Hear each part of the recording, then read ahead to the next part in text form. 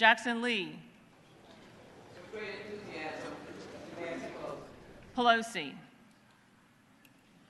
Jeffries. Nancy Pelosi. Jenkins of Kansas. Ryan. Jenkins of West Virginia. Ryan. Johnson of Georgia. Pelosi. Johnson of Ohio. Ryan. Eddie Bernice Johnson. Pelosi. Sam Johnson.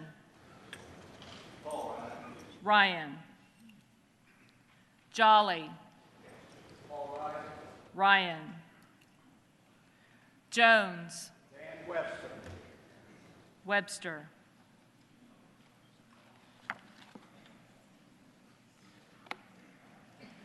Jordan. Ryan. Joyce. Ryan. Capter. Speaker Nancy Pelosi. Pelosi. Katko. Ryan. Keating. Pelosi. Kelly of Illinois. Pelosi. Kelly of Mississippi.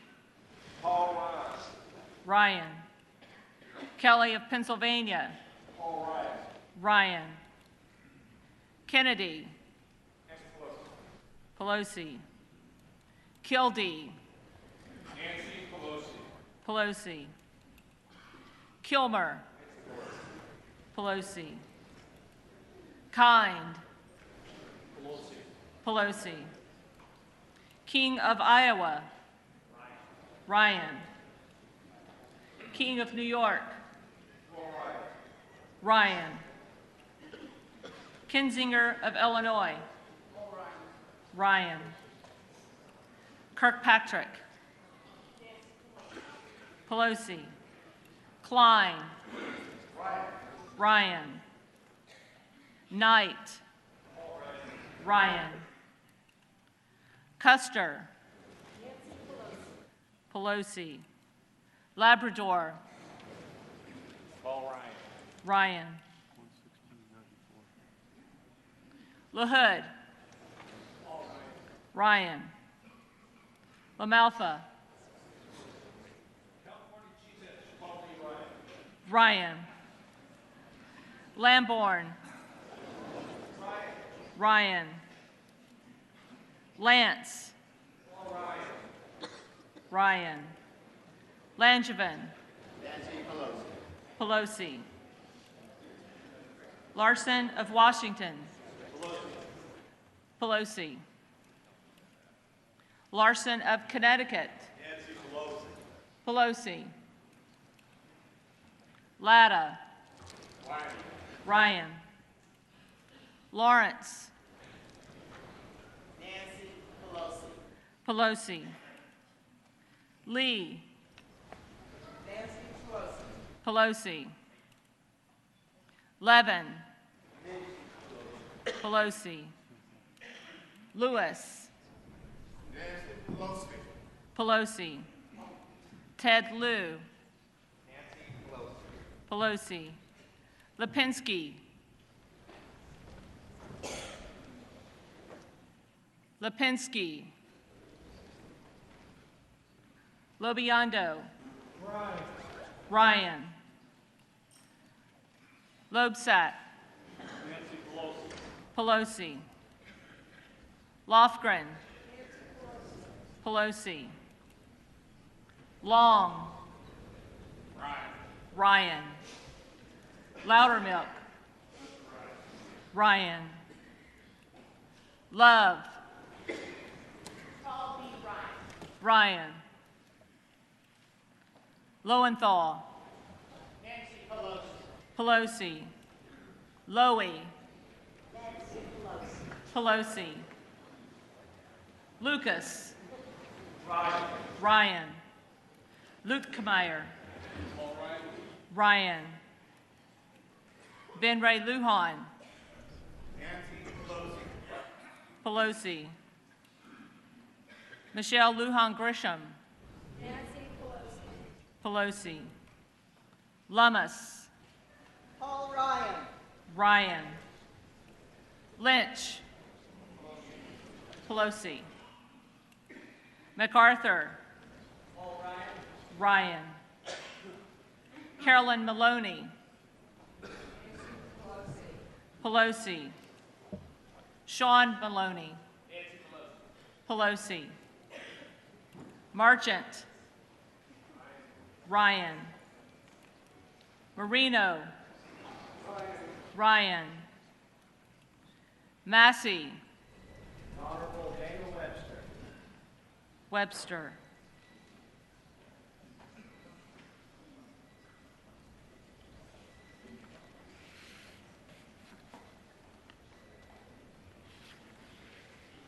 Matsui.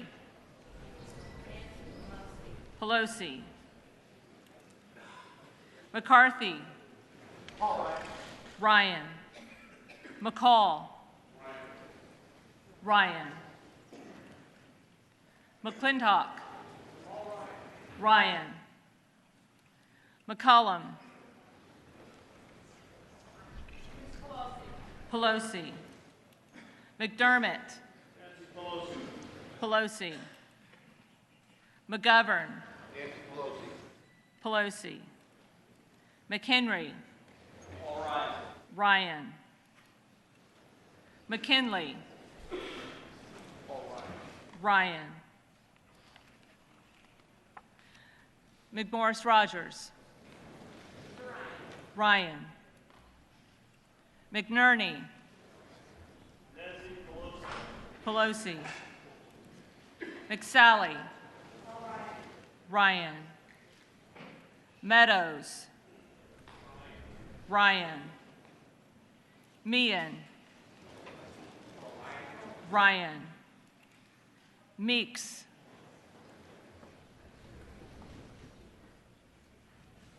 Meeks.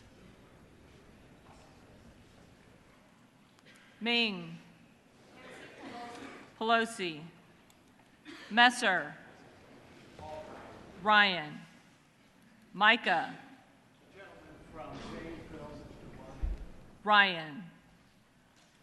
Miller of Florida. Ryan. Miller of Michigan. Ryan. Molinar. Ryan. Mooney of West Virginia. Ryan. Moore. Pelosi. Moulton. Pelosi. Mullen.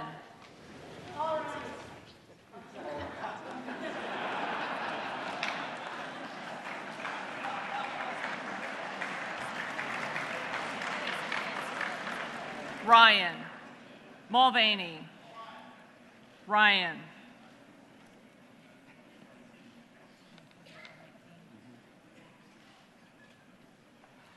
Murphy of Florida. Pelosi. Murphy of Pennsylvania. Ryan. Nadler. Pelosi. Napolitano. Pelosi. Neal. Pelosi. Nagelbauer. Ryan. Newhouse. Ryan. Noam. Ryan. Nolan. Pelosi. Norcross. Pelosi. Nugent. Ryan. Nunez. Ryan. Olson. Ryan. O'Rourke. Pelosi. Palazzo. Ryan. Pallone. Pelosi. Palmer. Ryan. Pasquarel. Pelosi. Paulson. Ryan. Payne. Pelosi. Pierce. Ryan. Pelosi. Pelosi. Perlmutter. Pelosi. Perry. Ryan. Peters of California. Pelosi. Peterson of Minnesota. Pelosi. Pelosi. Pingree of Maine. Nancy Pelosi. Pelosi. Pittenger. Ryan. Pitts. Ryan. Pokin. Pelosi. Poe of Texas. Ryan. Poliquin. Ryan. Polis. Nancy Pelosi. Pelosi. Pompeo. Ryan. Posey. Webster.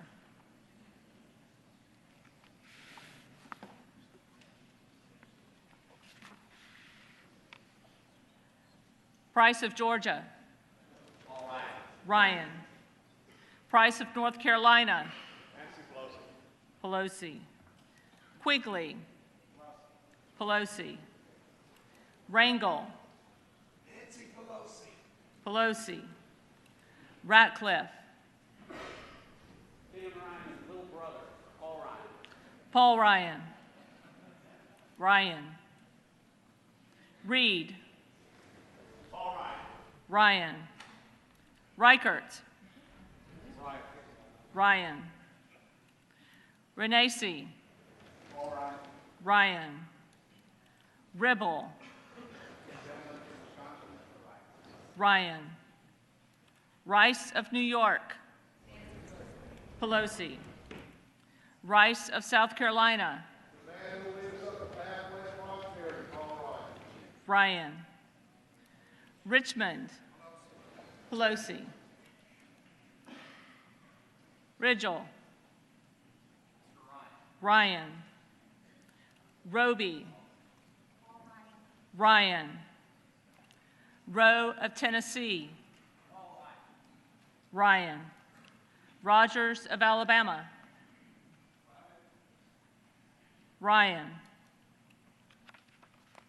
Rogers of Kentucky. Ryan.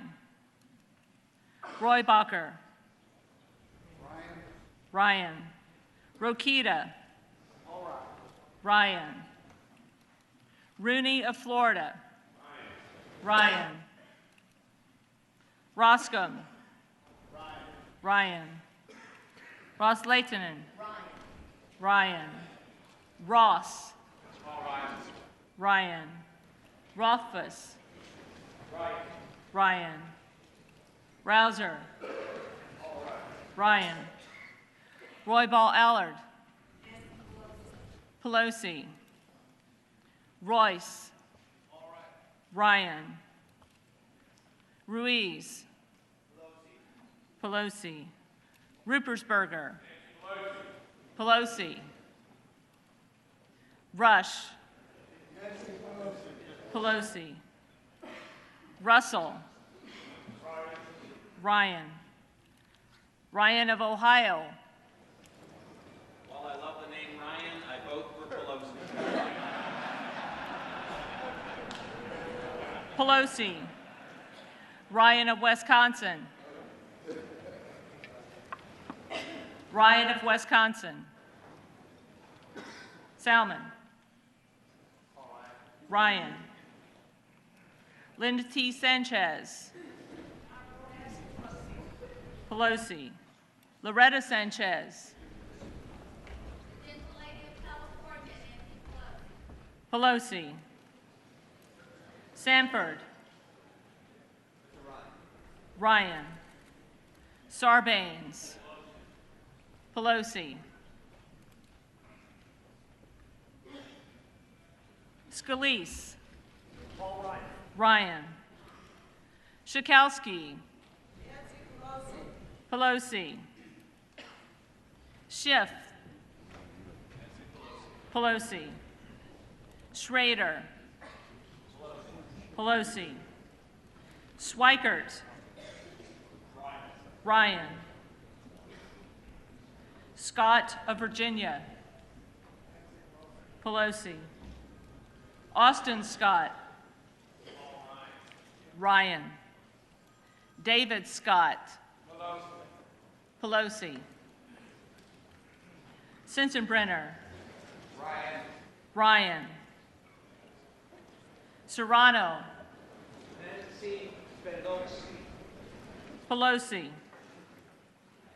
Sessions. Ryan. Sewell of Alabama. Pelosi. Sherman. Pelosi. Shimkus. Ryan. Schuster. Ryan. Simpson. Ryan. Sinema.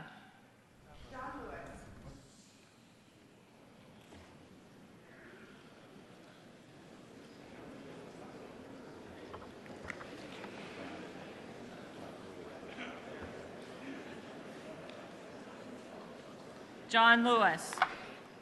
Series. Pelosi. Slaughter. Pelosi. Smith of Missouri. Ryan. Smith of Nebraska. Ryan. Smith of New Jersey. Ryan. Smith of Texas. Ryan. Smith of Washington. Pelosi. Spear. Pelosi. Stefanik. Ryan. Stewart. Ryan. Stivers. Ryan. Stutzman. Ryan. Swalwell of California. Pelosi. Takai of Hawaii. Pelosi. Takano of California. Pelosi. Thompson of California. Pelosi. Thompson of Mississippi. Pelosi. Thompson of Pennsylvania. Ryan. Thornberry. Ryan. T-Berry. Ryan. Tipton. Ryan. Titus. Pelosi. Tonko of New York. Pelosi. Torres. Pelosi. Trott. Ryan. Songas. Pelosi. Turner. Ryan. Upton. Ryan. Valadeo. Ryan. Van Hollen. Pelosi. Vargas. Pelosi. Vesey. Pelosi. Vila. Pelosi. Velasquez. Pelosi. Visklosky. Pelosi. Wagner. Ryan. Wahlberg. Ryan. Walden. All right. Ryan. Walker. Ryan. Walorski. Ryan. Mimi Walters. Ryan. Walls. Pelosi. Wasserman Schultz. Pelosi. Maxine Waters. Pelosi. Watson Coleman. Pelosi. Weber of Texas. Webster.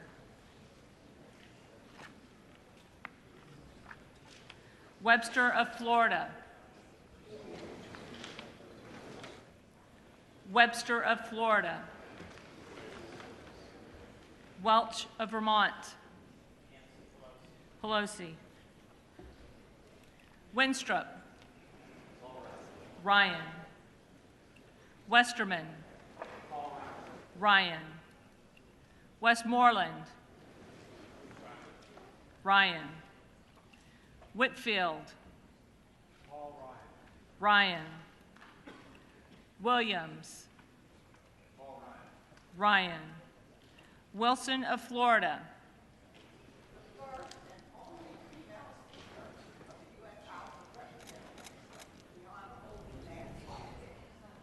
Pelosi. Wilson of South Carolina. Ryan. Whitman. Ryan. Womack. Ryan. Woodall.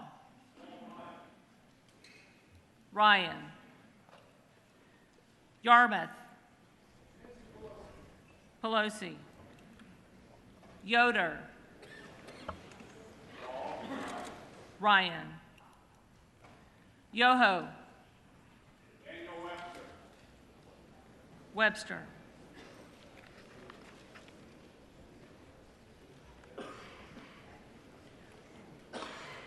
Young of Alaska.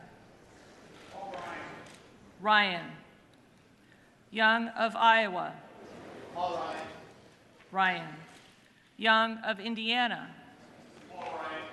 Ryan. Zeldin.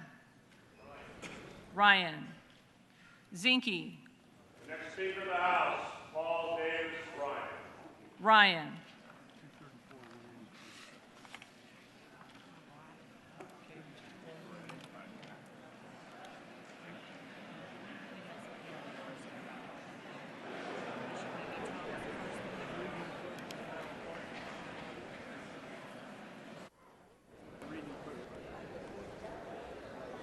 The clerk will now call the names of members who did not answer on the first call.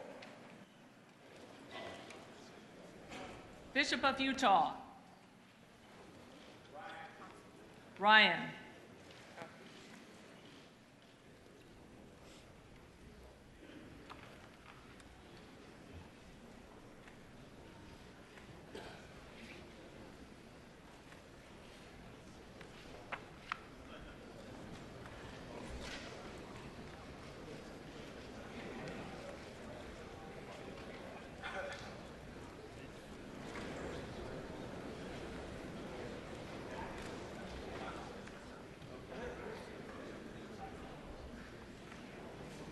Lipinski.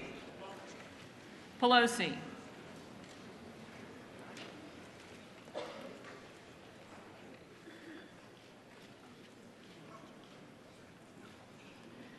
Meeks.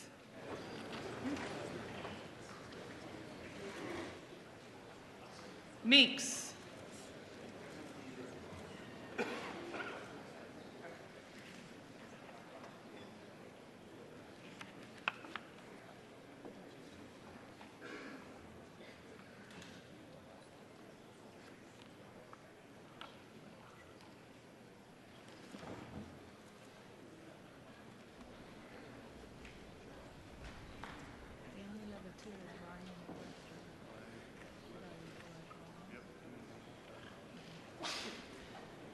Ryan of Wisconsin. Ryan of Wisconsin.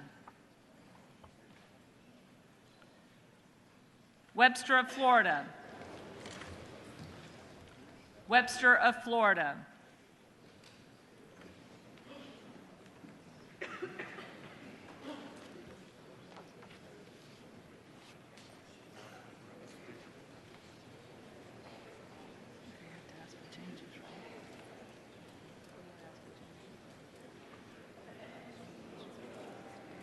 One more.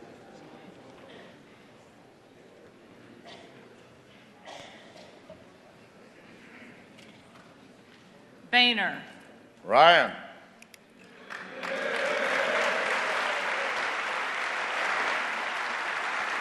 Ryan. If there are any members who did not answer the call of the roll, they may come to the well and vote at this time.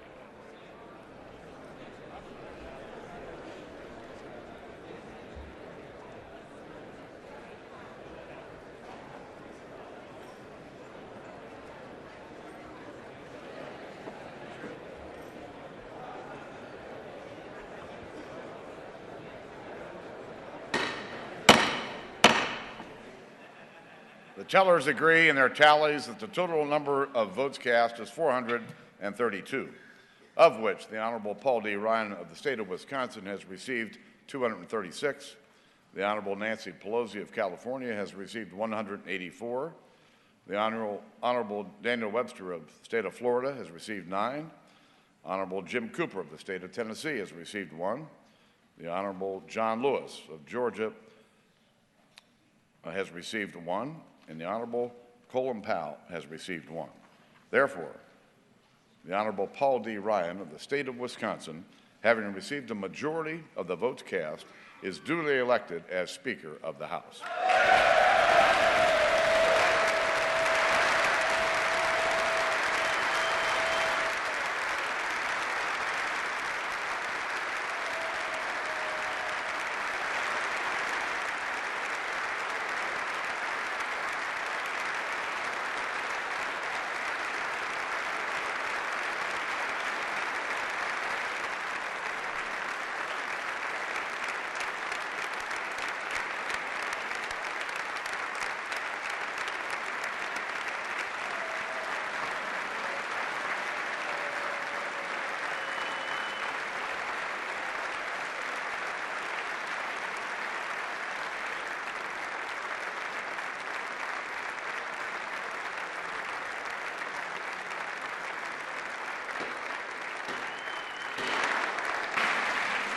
The chair appoints the following committee to escort the Speaker-elect to the chair. The gentleman from California, Mr. McCarthy. The gentlewoman from California, Ms. Pelosi. The gentleman from Louisiana, Mr. Scalise. The gentleman from Maryland, Mr. Hoyer. The gentlewoman from Washington State, Ms. Morris Rogers. The gentleman from South Carolina, Mr. Clyburn. The gentleman from Oregon, Mr. Walden. The gentleman from California, Mr. Becerra. The gentleman from Indiana, Mr. Messer.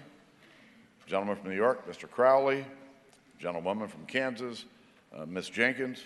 The gentleman from New York, Mr. Israel. The gentlewoman from North Carolina, Ms. Fox. The gentleman from New Mexico, Mr. Ben Ray Lujan. The gentlewoman from Missouri, Ms. Wagner. The gentlewoman from Connecticut, Ms. DeLauro. The gentlewoman from Maryland, Ms. Edwards.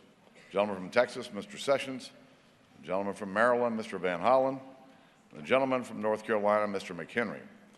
And the members of the Wisconsin delegation, Mr. Sensenbrenner, Mr. Kine, Ms. Moore, Mr. Duffy, Mr. Ribble, Mr. Pocan, Mr. Groff. Lady from California, Ms. Mimi Walters. Committee will retire from the chamber to escort the Speaker-elect to the chair.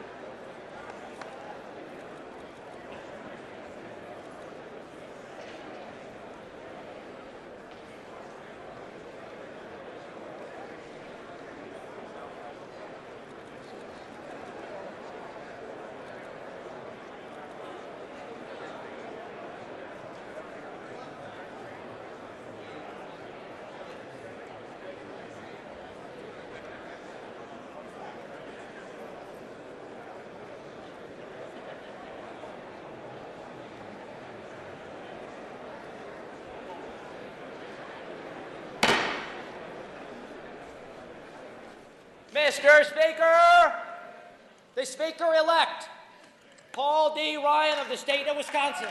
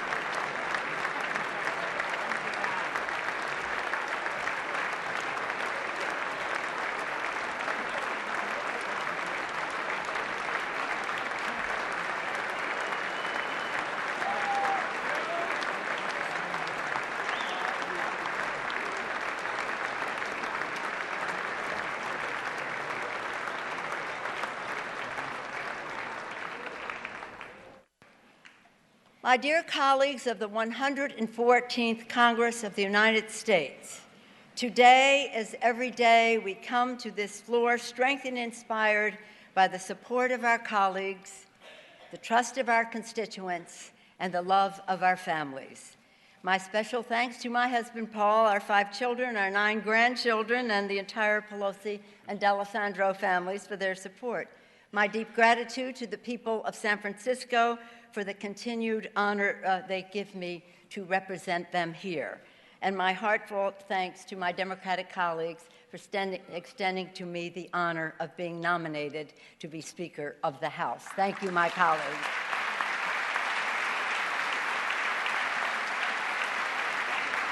Today, we bid farewell to a Speaker who has served his constituents and this Congress with honor for 25 years, Speaker John Boehner. But he's not in the room.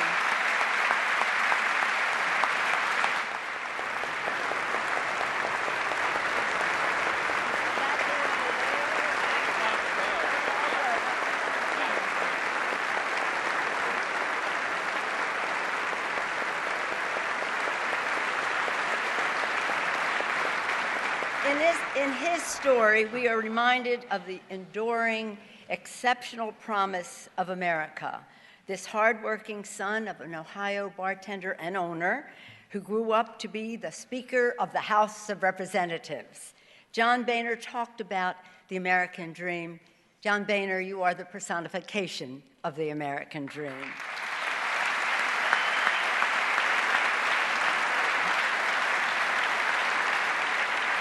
As you all know, Speaker Boehner was a formidable spokesman for the Republican agenda. My Republican colleagues, I'm sure you know, and I can attest to the fact that he was always true and loyal to the members of his caucus in any negotiations we ever had. Although we had our differences, and often, I always respected his dedication to this House and his commitment to his values. Thank you, John, for your leadership and courage as Speaker. Your graciousness as Speaker extended and was reflected in your staff under the leadership of Mike Summers, whom we all respect. Thank you to John Boehner's staff.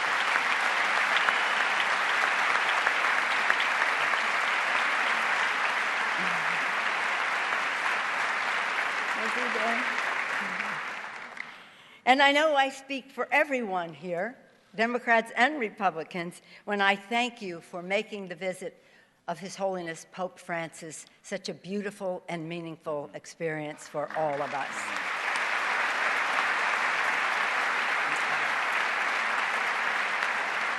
Today, we extend our thanks and congratulations to Debbie, your daughters Lindsay and Tricia, and the entire Boehner family, now including grandson Alistair.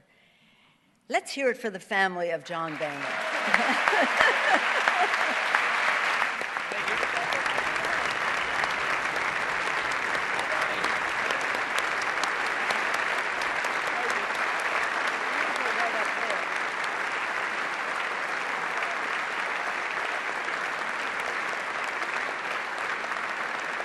On behalf of House Democrats and personally, I wish you and your family all of God's blessings in the glorious years ahead. Last month, we witnessed something truly special when Pope Francis made history addressing a joint session of Congress. Standing right here, Pope Francis called on us to seek hope, peace, and dialogue for all people, and reminded us of our duty to find a way forward for everyone.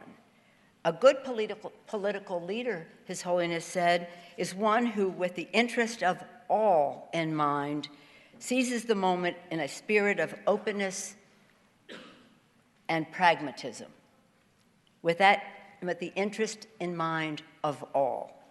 Pope Francis echoed the principle of our founders that placed at the heart of our democracy the saying, e pluribus unum, from many one. The founders could never have imagined how vast our country would become, how diverse and many we would be, ethnically, gender identities, beliefs, and priorities. But they knew we had to be one. Every day in this House and across the country, we pledge allegiance to one nation, under God, indivisible, with liberty and justice for all.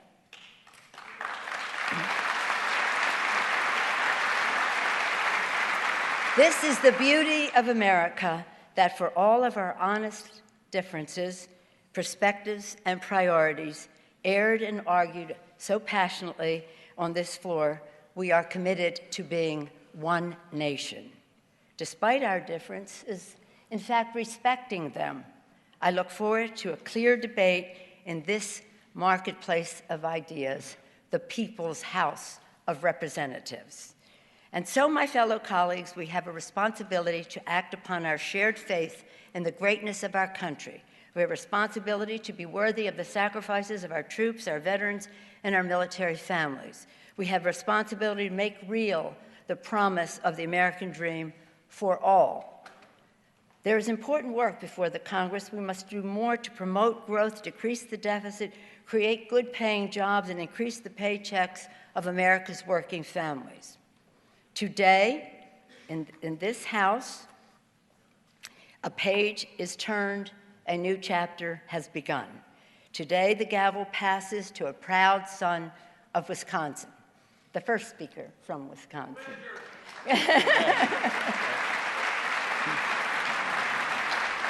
Paul Ryan has had the full breadth of experience on Capitol Hill, from young staffer to Tortilla Coast waiter. Should I say that again? Tortilla Coast waiter to congressman, to being a sincere and proud advocate for his point of view as chairman of the Budget Committee, as a respected leader and chairman of the Ways and Means Committee, and in a minute, he will be the Speaker of the House of Representatives. On behalf, Mr. Speaker-to-be, on behalf of House Democrats, I extend the hand of friendship to you. Congratulations to you, Paul, to Jana, your children, Liza, Charlie, and Sam, your mother who is here, how proud she must be, the entire Ryan family, whom we all know means so much to you. Mr. Speaker, God bless you and your family, and God bless the United States of America. That was wonderful. Thank you. Now, I assume you want to recognize your family. I will.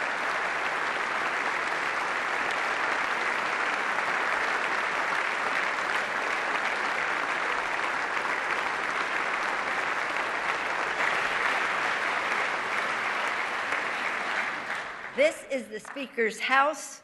This is the Speaker's, this is the People's House.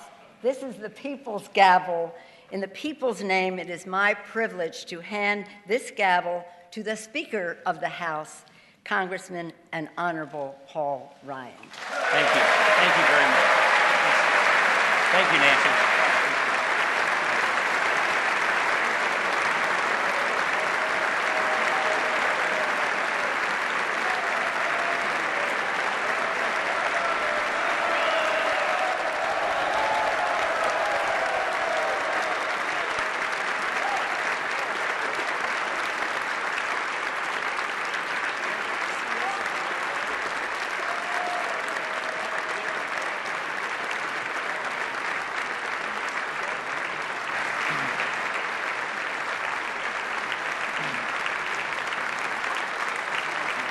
Thank you.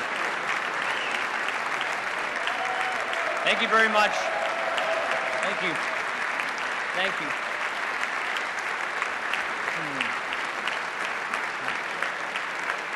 Thank you. Thank you, Madam Leader. Before I begin, I would like to thank all of my family and friends who flew in from Wisconsin and from all over for being here today. In the gallery, I have my mom, Betty, my sister, Janet, my brothers, Stan and Tobin, and more cousins than I can count on a few hands. They're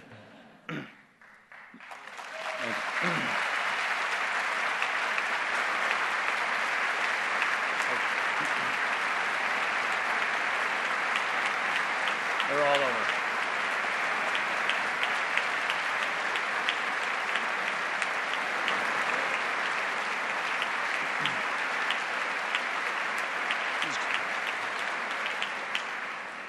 Most important, I want to recognize my wife, Jana, and our children, Liza, Charlie, and Sam. Hey,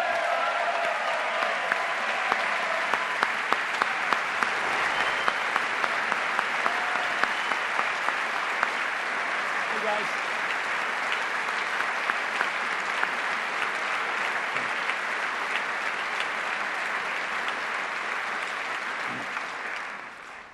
I also want to thank Speaker Boehner. For almost 5 years, he led this House. For nearly 25 years, he served it. Not many people can match his accomplishments, the offices he held, the laws he passed. But what really sets John apart is he's a man of character, a true class act.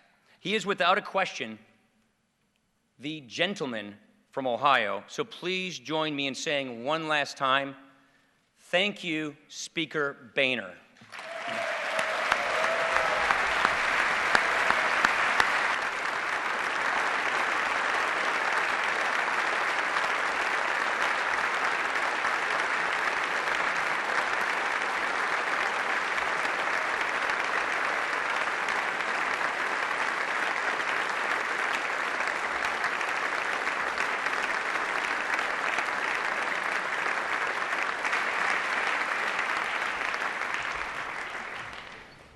Now I know how he felt. It's not until you hold this gavel, stand in this spot, look out and see all 435 members of this House as if all America is sitting right in front of you. It's not till then that you feel it. The weight of responsibility, the gravity of the moment. You know, as I stand here, I can't help but think of something Harry Truman once said. The day after Franklin Roosevelt died, Truman became president, and he told a group of reporters, "If you ever pray, pray for me now." When they told me yesterday what had happened, I felt like the moon, the stars, and all the planets had fallen on me. We should all feel that way. A lot is on our shoulders. So if you ever pray, let's pray for each other. Republicans for Democrats, and Democrats for Republicans.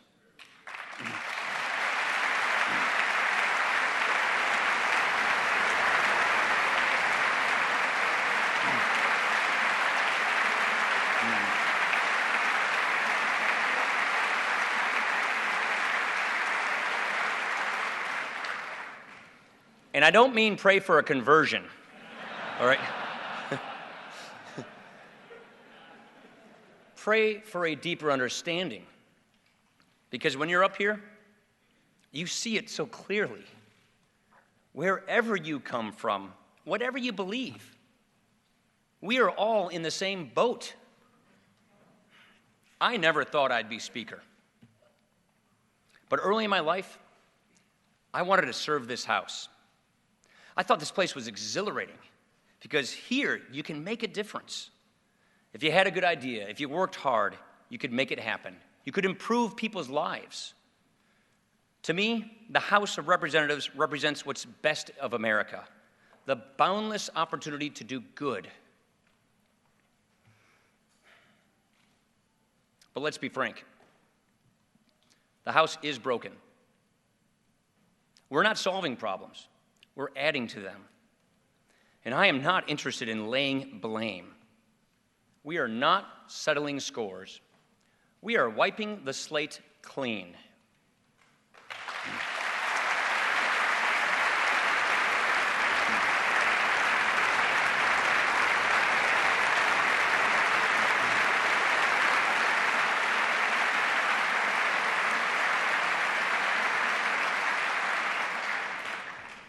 Neither the members nor the people are satisfied with how things are going.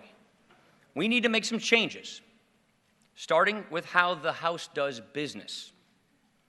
We need to let every member contribute, not once they've earned their stripes, but now. I come at this job as a two-time committee chair.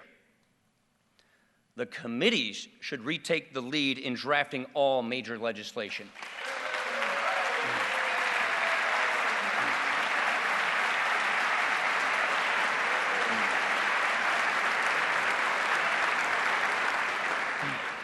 If you know the issue, you should write the bill. Let's open up the process. Let people participate. And they might change their mind. A neglected minority will gum up the works. A respected minority will work in good faith. Instead of trying to stop the majority, they might try to become the majority. In other words, we need to return to regular order.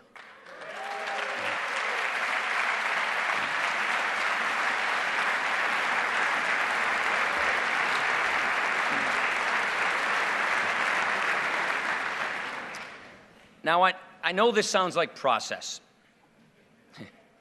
It's actually a matter of principle. We are the body closest to the people. Every 2 years, we face the voters and sometimes face the music. But we do not echo the people, we represent the people. We are supposed to study up and do the homework that they cannot do. So when we do not follow regular order, when we rush to pass bills that a lot of us don't understand, we are not doing our job. Only a fully functioning House can truly represent the people. And if there were ever a time for us to step up, this would be that time.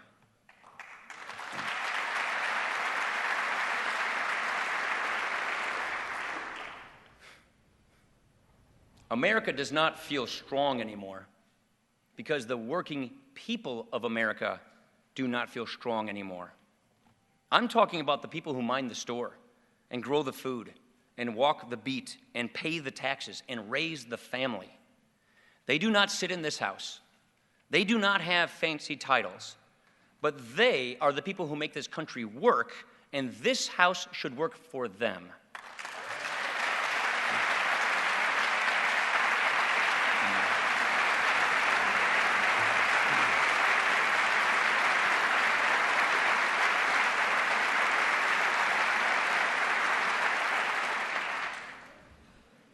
Here's the problem. They're working hard, they're paying a lot, they're trying to do right by their families, and they're going nowhere fast. They never get a raise, they never get a break, the bills keep piling up, and the taxes and the debt. They're working harder than ever before to get ahead, and yet they're falling further behind. They feel robbed. They feel cheated by their birthright, of their birthright. They're not asking for any favors. They just want a fair chance. And they are losing faith that they will ever get it. Then they look at Washington, and all they see is chaos. What a relief to them it would be if we finally got our acts together. What a weight off of their shoulders. How reassuring it would be if we actually fixed the tax code, put patients in charge of their health care, grew our economy, strengthened our military, lifted people out of poverty, and paid down our debt.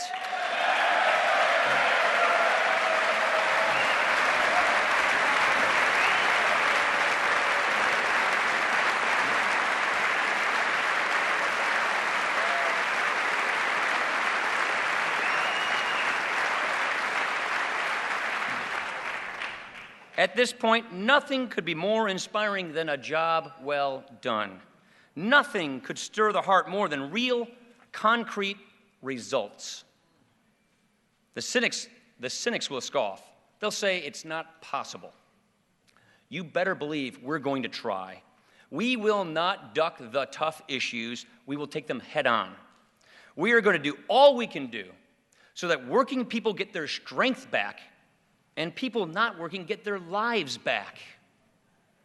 No more favors for the few, opportunity for all. That is our motto.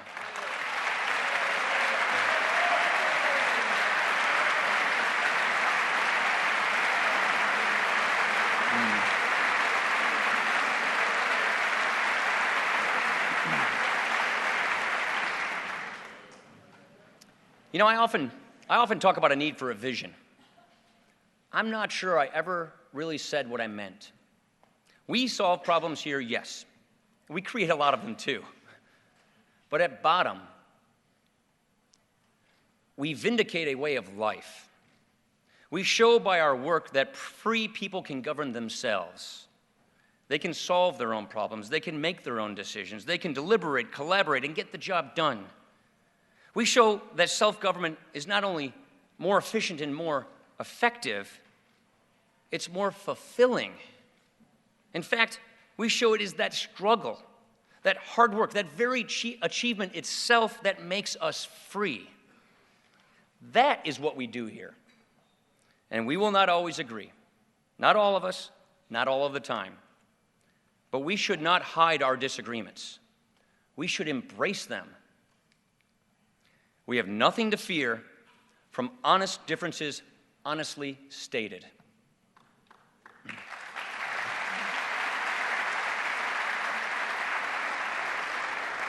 If you have ideas, let's hear them. I believe that a greater clarity between us can lead to greater charity among us. And there's every reason to have hope. When the first speaker took the gavel, he looked out at a room of 30 people, representing a nation of 3 million. Today, as I look out at each and every one of you, we represent a nation of 300 million. So when I hear people say that America doesn't have it, we are done, we are spent, I don't believe it. I believe with every fiber of my being that we can renew the American idea.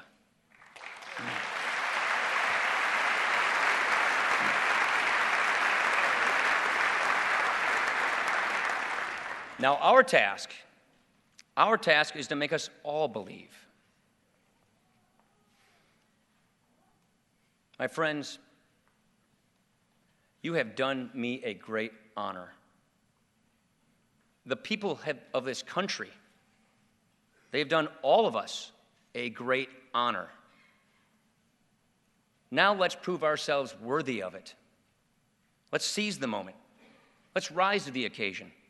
And when we are done, let us say that we left the people, all the people, more united, happy, and free.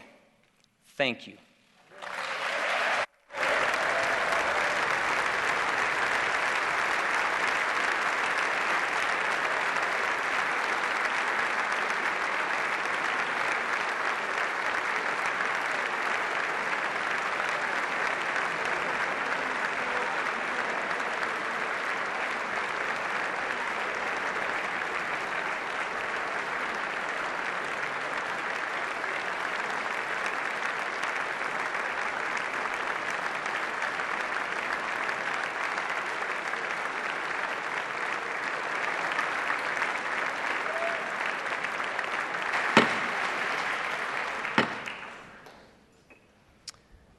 I am now ready to take the oath of office.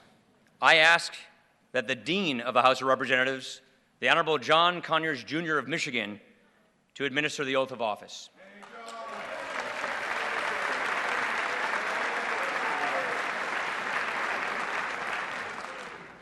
If the gentleman from Wisconsin would please raise his right hand.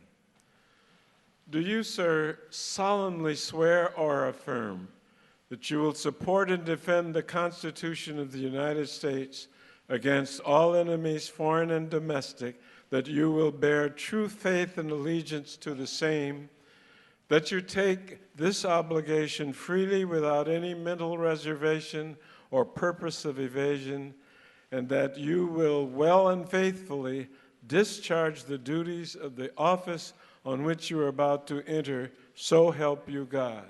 I do. Thank you. Thank you. Thank you, John. Thank you. Thank you. Thank you. Thank you.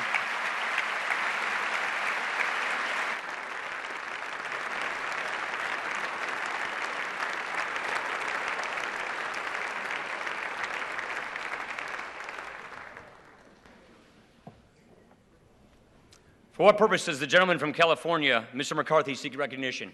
Mr. Speaker, I offer a privileged resolution and ask for its immediate consideration. The clerk will report the resolution. The clerk will first number the resolution.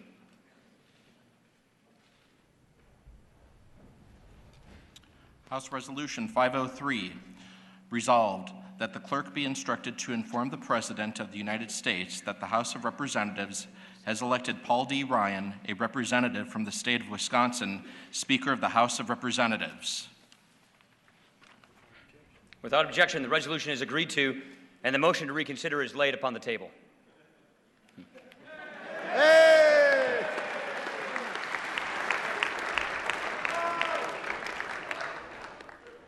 For what purpose does the gentleman from California, Mr. McCarthy, seek recognition? Well, Mr. Speaker, I offer a privileged resolution and ask for its immediate consideration. The clerk will report the resolution. House Resolution 504, resolved, that a message be sent to the Senate to inform that body that Paul D. Ryan, a representative from the state of Wisconsin, has been elected Speaker of the House of Representatives. Without objection, the resolution is agreed to, and the motion to reconsider is laid on the table.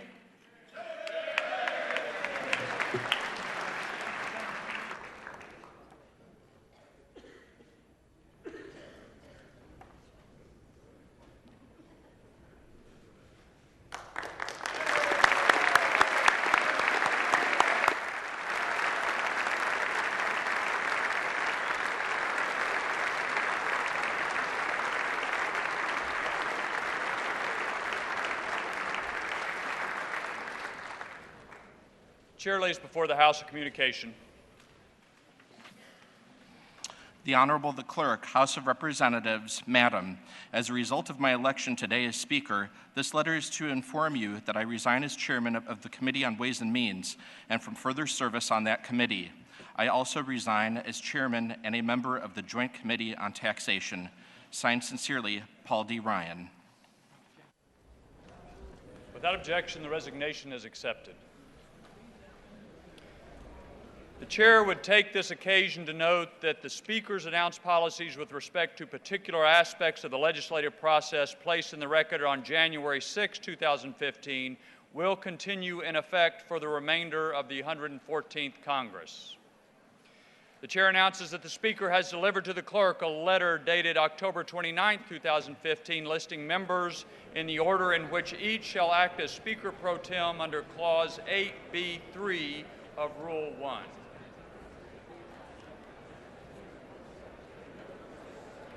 Chair lays before the House a communication.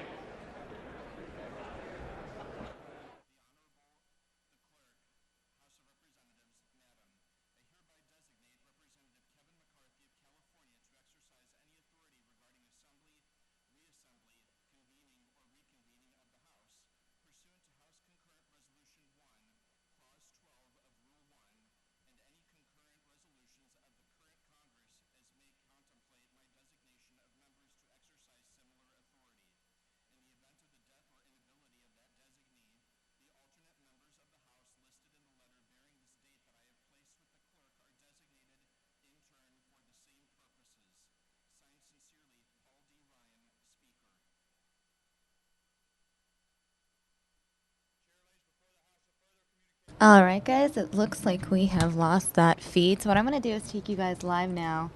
Ben Carson is speaking in Colorado. How to use those people effectively rather than having a leader who thinks they know everything, I'll tell you, it will be an enormous strength to our country. Dr. Carson, how do you characterize the difference between a gotcha question and a question that's tough but fair? And specifically, I'm wondering, do you think these questions about Manatech are gotcha questions? Yes, the questions about Manatech are definitely gotcha questions. There's no truth, and all they would have to do, because I know people know how to investigate. They can easily go back and find out that I don't have any formal relationships with Manatech. They can easily find out that any videos that were done were not paid. Videos were things that I truly believed and thought about. That is easy to do. And, if they were, looking for, had another agenda, then they go back, see, we went investigated all that, and there's nothing to it. But if they have a gotcha agenda, they kind of conveniently ignore all of the facts and try to influence public opinion. The good thing is the public of America is waking up so fast that they have come to recognize when people are in the gotcha mode. So, I mean, all you have to do is go and Google my name every morning. There's 10 articles. Carson said this, and he did this, and 30 years ago he did this. And it's just craziness, you know? And it would be comical if it weren't so sad. Okay, Dr. Carson, do you like any part of the campaign, or do you miss the golf and the Oregon and you want to go back to that? I never got to the golf or the Oregon, so I don't get a chance to miss it. I went from, 12 to 16-hour days for 36 years, thinking I was going to retire, to this. Do you like this? Let me put it this way. I am delighted to see the American people beginning to wake up and understand what's going on. And I would be even more delighted if the press of the United States woke up and decided that they were going to be on the side of the people. You want to answer a policy question rather than process? Thank you, guys. I think you have about 15 minutes to set up in the next spot.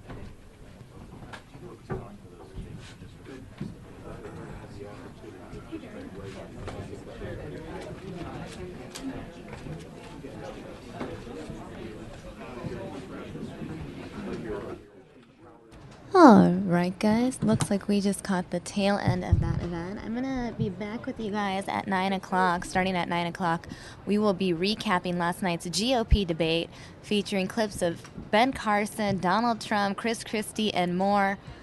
Ron Hoon will be joining me. Stay tuned, we have a lot ahead. We'll be right back with a lot of news for you guys. Again, like I said, we'll be recapping last night's debate, talking to you guys, taking your questions, your comments. We'll be showing you clips, giving our own analysis. Plus, we're going to be talking about Paul Ryan being sworn in as Speaker of the House and some other top stories today, including China banning the one-child policy. They've gotten rid of the one-child policy. That was breaking news this morning on Twitter.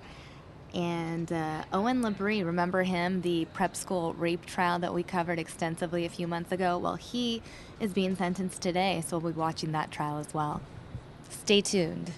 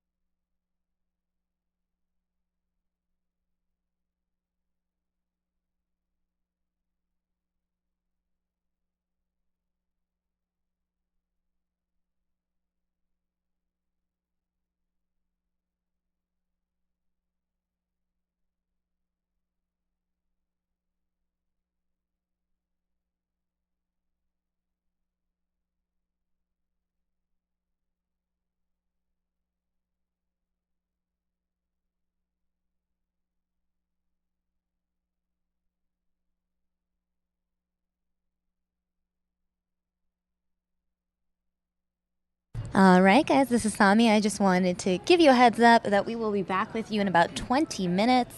We are going to be watching clips from last night's debate as well as hearing from the candidates after the debate, hearing their take on how it all went. We'll be analyzing last night's debate. Ron will be joining me momentarily. We'll be sharing our take, answering your questions, reading your thoughts. It's going to be fun. Stay tuned.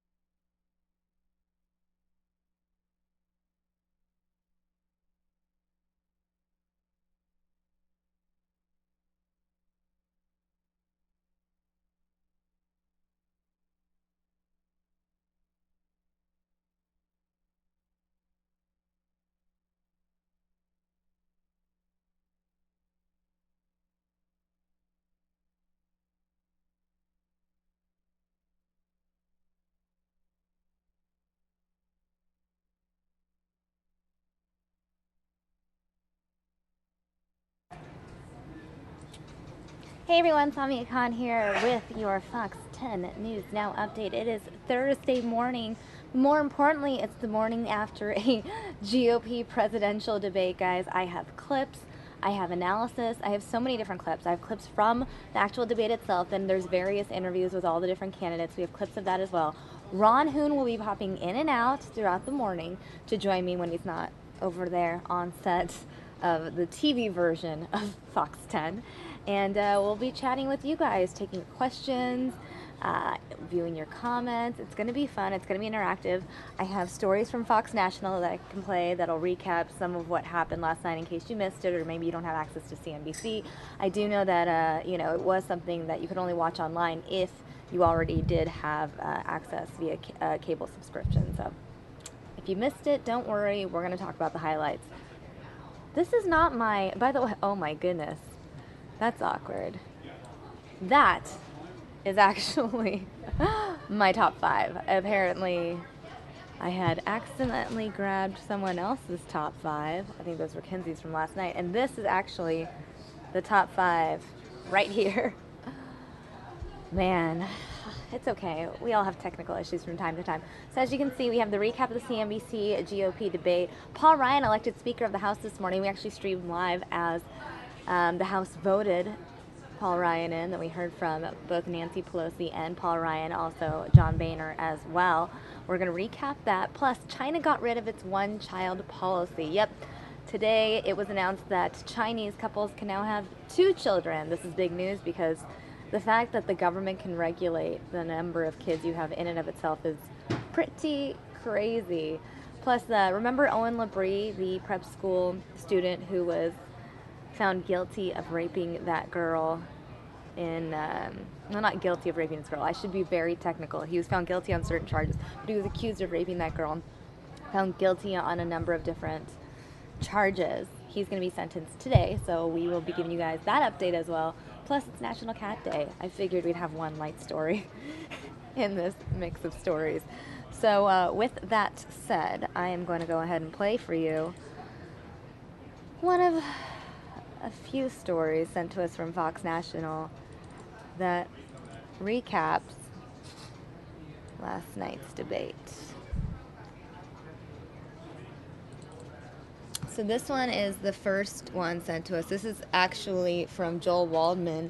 He put this together last night, so if he says the word tonight, he actually means last night. If he says the word tomorrow, he actually means today.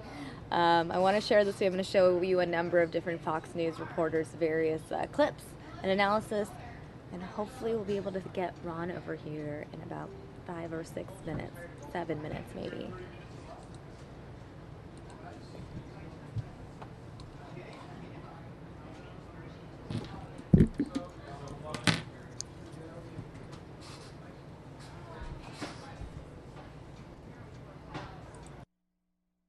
With such a crowded field, there was a lot riding on tonight's debate, especially for establishment candidates like Jeb Bush, who right out of the gate went after his political protege, Marco Rubio.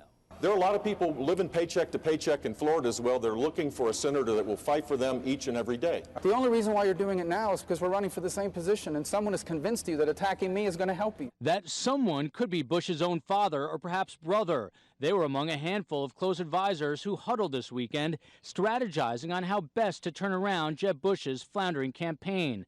Less than a week ago, Bush was forced to slash campaign positions and staff salaries amidst abysmal poll numbers. So you don't actually want to hear the answer, John? Senator Paul, you don't want to hear the answer. You just want to hear the insult. You used your time on something else. Another candidate talking tough, Ted Cruz, who's also languishing in recent national polls. He tried to simultaneously appear above the political fray while also lashing out at the moderators, a move mimicked by others, albeit with more tact. I never said that. I never said that. So this was an erroneous article the whole way around? My apologies. I'm sorry. I bet he's really doing some bad facts. The 2 GOP heavyweights on the stage did not directly go after each other, but did go after the mainstream media. That is total propaganda. The first 2 Republican debates scored some high ratings for both Fox News and CNN. But with tonight's debate solely focused on economics, that trend could change. Not to mention, Game 2 of the World Series is on the Fox Broadcasting Network. In Washington, Joel Waldman, Fox News.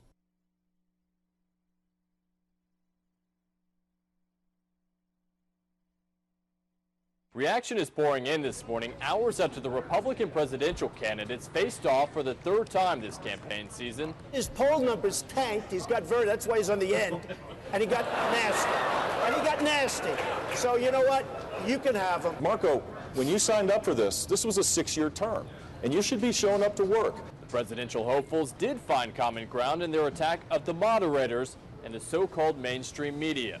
The questions that have been asked so far in this debate illustrate why the American people don't trust the media. This is not a cage match. I saw more unity among the Republican field, mainly because they were all unified against the moderators. Political analysts also going after CNBC for how it handled the debate. This was the most appalling performance by the moderators that I can remember seeing in a debate. They were overreaching, they were getting in the way, and they were in the end obnoxious. As far as how the candidates performed, a number of commentators are giving their highest marks to Senator Marco Rubio.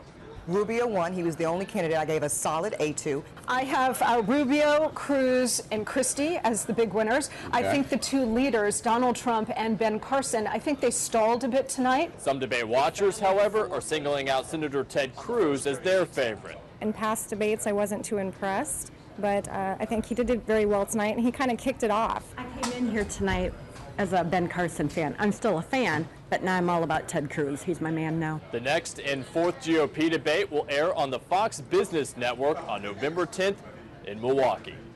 Will Carr, Fox News.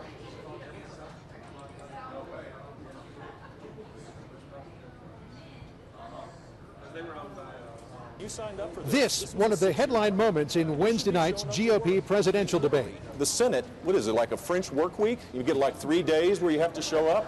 You can campaign or just resign and let someone else take the job. Former Florida Governor Jeb Bush on the attack, challenging Florida Senator Marco Rubio. Bush challenging Rubio's spotty voting record and attendance record in the U.S. Senate. Rubio then brushing off Bush's attack as, quote, a political ploy by a struggling candidate. I'm going to continue to run my campaign. If he or anyone else wants to change their campaign and what they talk about, they have a right to do that. Not going to change our campaign. Meantime, there was also plenty of criticism of the questions posed by the moderators. It was kind of a crazy set of moderators with not the best questions in the world, but all in all, once again, it was an opportunity for Americans to take a look at me. The moderators just lost control of the debate, and they let the candidates take it over. It was a disaster that way. And right after the debate, Donald Trump quick to weigh in on close rival Dr. Ben Carson. I think Ben is a terrific guy, and I think that, frankly, Marco and Jeb were going at it a little bit, and I sort of said that. And they were going at it, but Ben is standing right next to me, and he's a terrific guy. He's right over here. Hey, Ben, you're a terrific guy. Following last night's debate, one thing is clear. With fewer than 100 days left of the Iowa caucuses, the Republican field is anything but settled. You can see the next GOP presidential debate November 10th on the Fox Business Network. In Boulder, Colorado, John Roberts, Fox News. All right, we have a few more stories from Fox National, including individual clips from each of the candidates responding to last night's debate. Plus, we can play certain clips in full. My favorite moment of the night, and I think it's a lot of people's favorite moment of the night, is when Chris Christie basically calls CNBC out, calls the moderators out, talks about all the serious issues that there are in the world, and yet we're here talking about fantasy football. The question related to the idea of regulating fantasy football because it's a form of gambling, and the question was posed to Jeb Bush, and then Chris Christie's like, what? It's a pretty great clip. In fact, I probably will just play it for you right now. I know Ron is going to join me momentarily. He's just wrapping up on the morning show. He does the morning show news hits at the top of every half hour, and I see out of the corner of my eye that he's talking to Rick and Andrea now, meaning he'll talk to Rick and Andrea, he'll walk out of his over there, and then he'll rock right into this set. So looking forward to chatting with Ron. I see a lot of you guys in the chat room chatting as well. Let's see, Adam McCurry saying, I liked Jeb before the debates and the campaign, now he just seems petty and abrasive. Interesting. Jared, however, chimes in saying they're all petty, where Adam follows up with true, but when he goes to attack an opponent, he does it in such an unlikable fashion for my taste. Interesting take, guys. Now, I definitely want to hear from more of you guys. I'm not going to scroll up, really. So if you already mentioned your take, can you just copy and paste it and let me know again? Because I'd love to read your thoughts on last night's debate, your concerns. Maybe you didn't catch last night's debate. Maybe you don't have cable. Maybe you don't have some access to your friend's username and password who happens to have cable.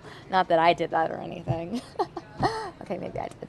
But if you weren't able to catch it, fret not. I do have clips from last night's debate, including that one about fantasy football. So I'm going to play that one for you now.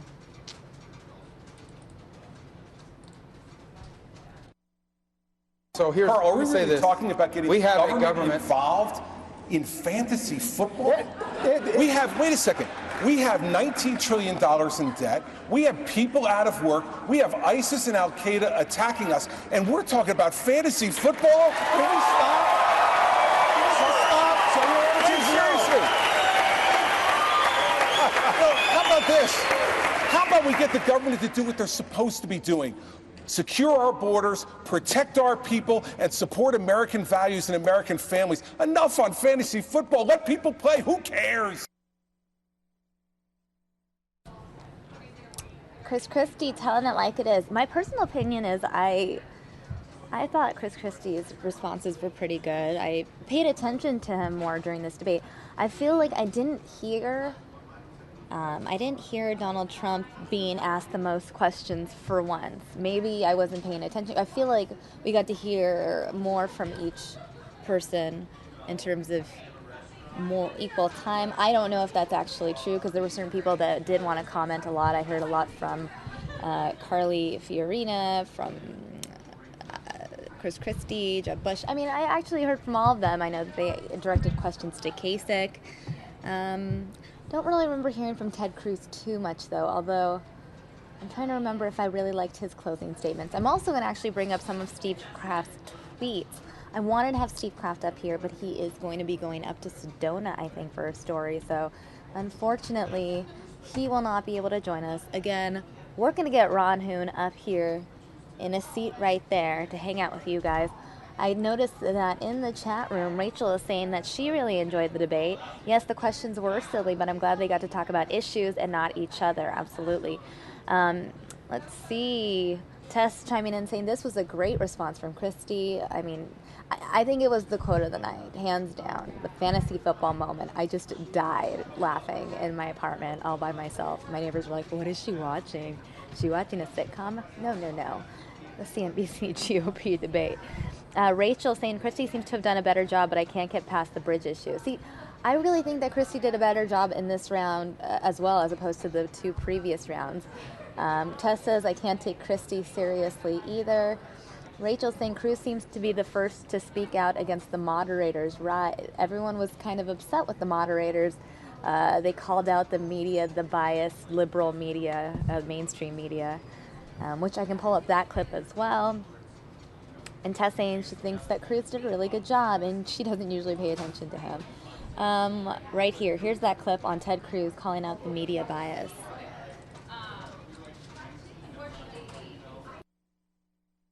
You know, let me say something at the outset. The questions that have been asked so far in this debate illustrate why the American people don't trust the media. This is not a cage match. And you look at the questions. Donald Trump, are you a comic book villain? Ben Carson, can you do math? John Kasich, will you insult two people over here? Marco Rubio, why don't you resign? Jeb Bush, why have your numbers fallen? How about talking about the substantive issues people care about? Does this count? Do we get credit for this one? And Carl, I'm not finished yet. The contrast with the Democratic debate, where every fawning question from the media was, which of you is more handsome and wise? So this is And a let me question be about clear. the debt limit, which you have 30 seconds left to answer, should you choose to do so. Let me be clear. The men and women on this stage have more ideas, more experience, more common sense than every participant in the Democratic debate. That debate reflected a debate between the Bolsheviks and the Mensheviks.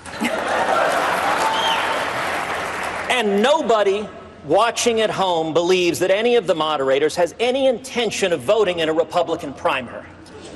The questions that are being asked shouldn't be trying to get people to tear into each other. It should be, what are your substantive solutions to people? I just want the record to reflect. I asked you about the debt limit, and I got no answer. Okay, all right, you want me to answer that question? I'm happy to answer the question. I'm happy to answer the question, but let me tell you how the question is. Let me tell you how that question is. Let me tell you. To be honest, it felt more like the debate was between the moderators and all the candidates than the candidates themselves. I feel like there was a lot of back and forth tension between the moderators and the candidates, and I think Ted Cruz did tell it like it is, to be honest.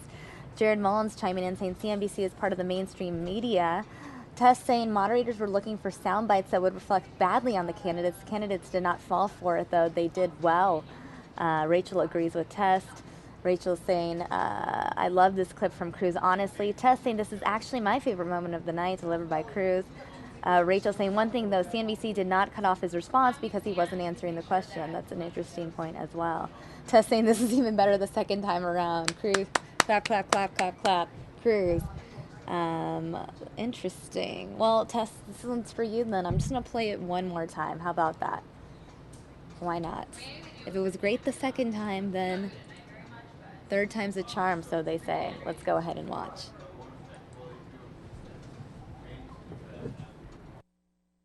You know, let me say something at the outset. The questions that have been asked so far in this debate illustrate why the American people don't trust the media. This is not a cage match. And you look at the questions. Donald Trump, are you a comic book villain? Ben Carson, can you do math? John Kasich, will you insult two people over here? Marco Rubio, why don't you resign? Jeb Bush, why have your numbers fallen? How about talking about the substantive issues people care about? Does this count? Do we get credit for this one? And Carl, I'm not finished yet. The contrast with the Democratic debate, where every fawning question from the media was, which of you is more handsome and wise?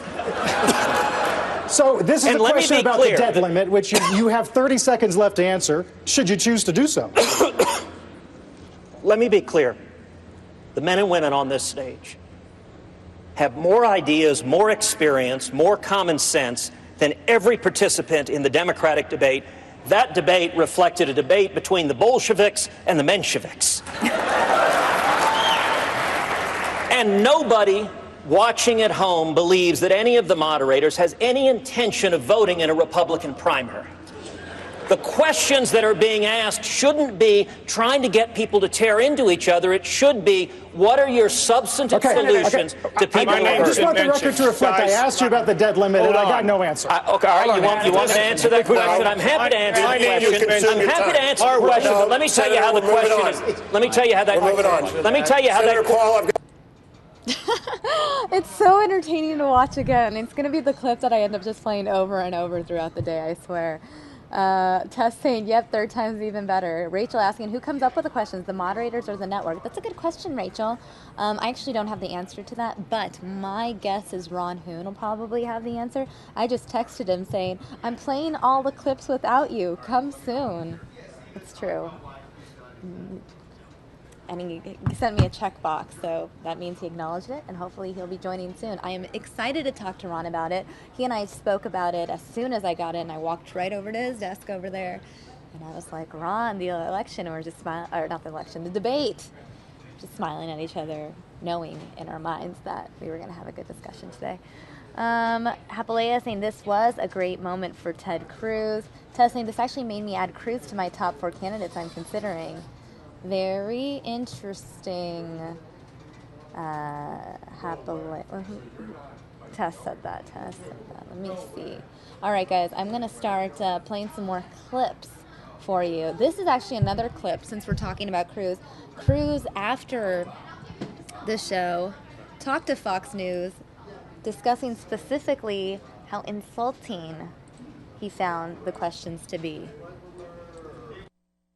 In these debates, the media tries, every question is an insult, every question is an attack, every question is asking one Republican to attack another Republican. You know, they don't do that to the Democrats. The Democrats, they give them each a chance to talk about what they believe in. And I got to say, Sean, one of the most ridiculous things, why is it that we keep having debates where the moderators, no one in their right minds thinks any of the moderators actually will vote in a Republican primary? And this was the GOP's response. CNBC should be ashamed of how this debate was handled. Hashtag GOP debate. Huh.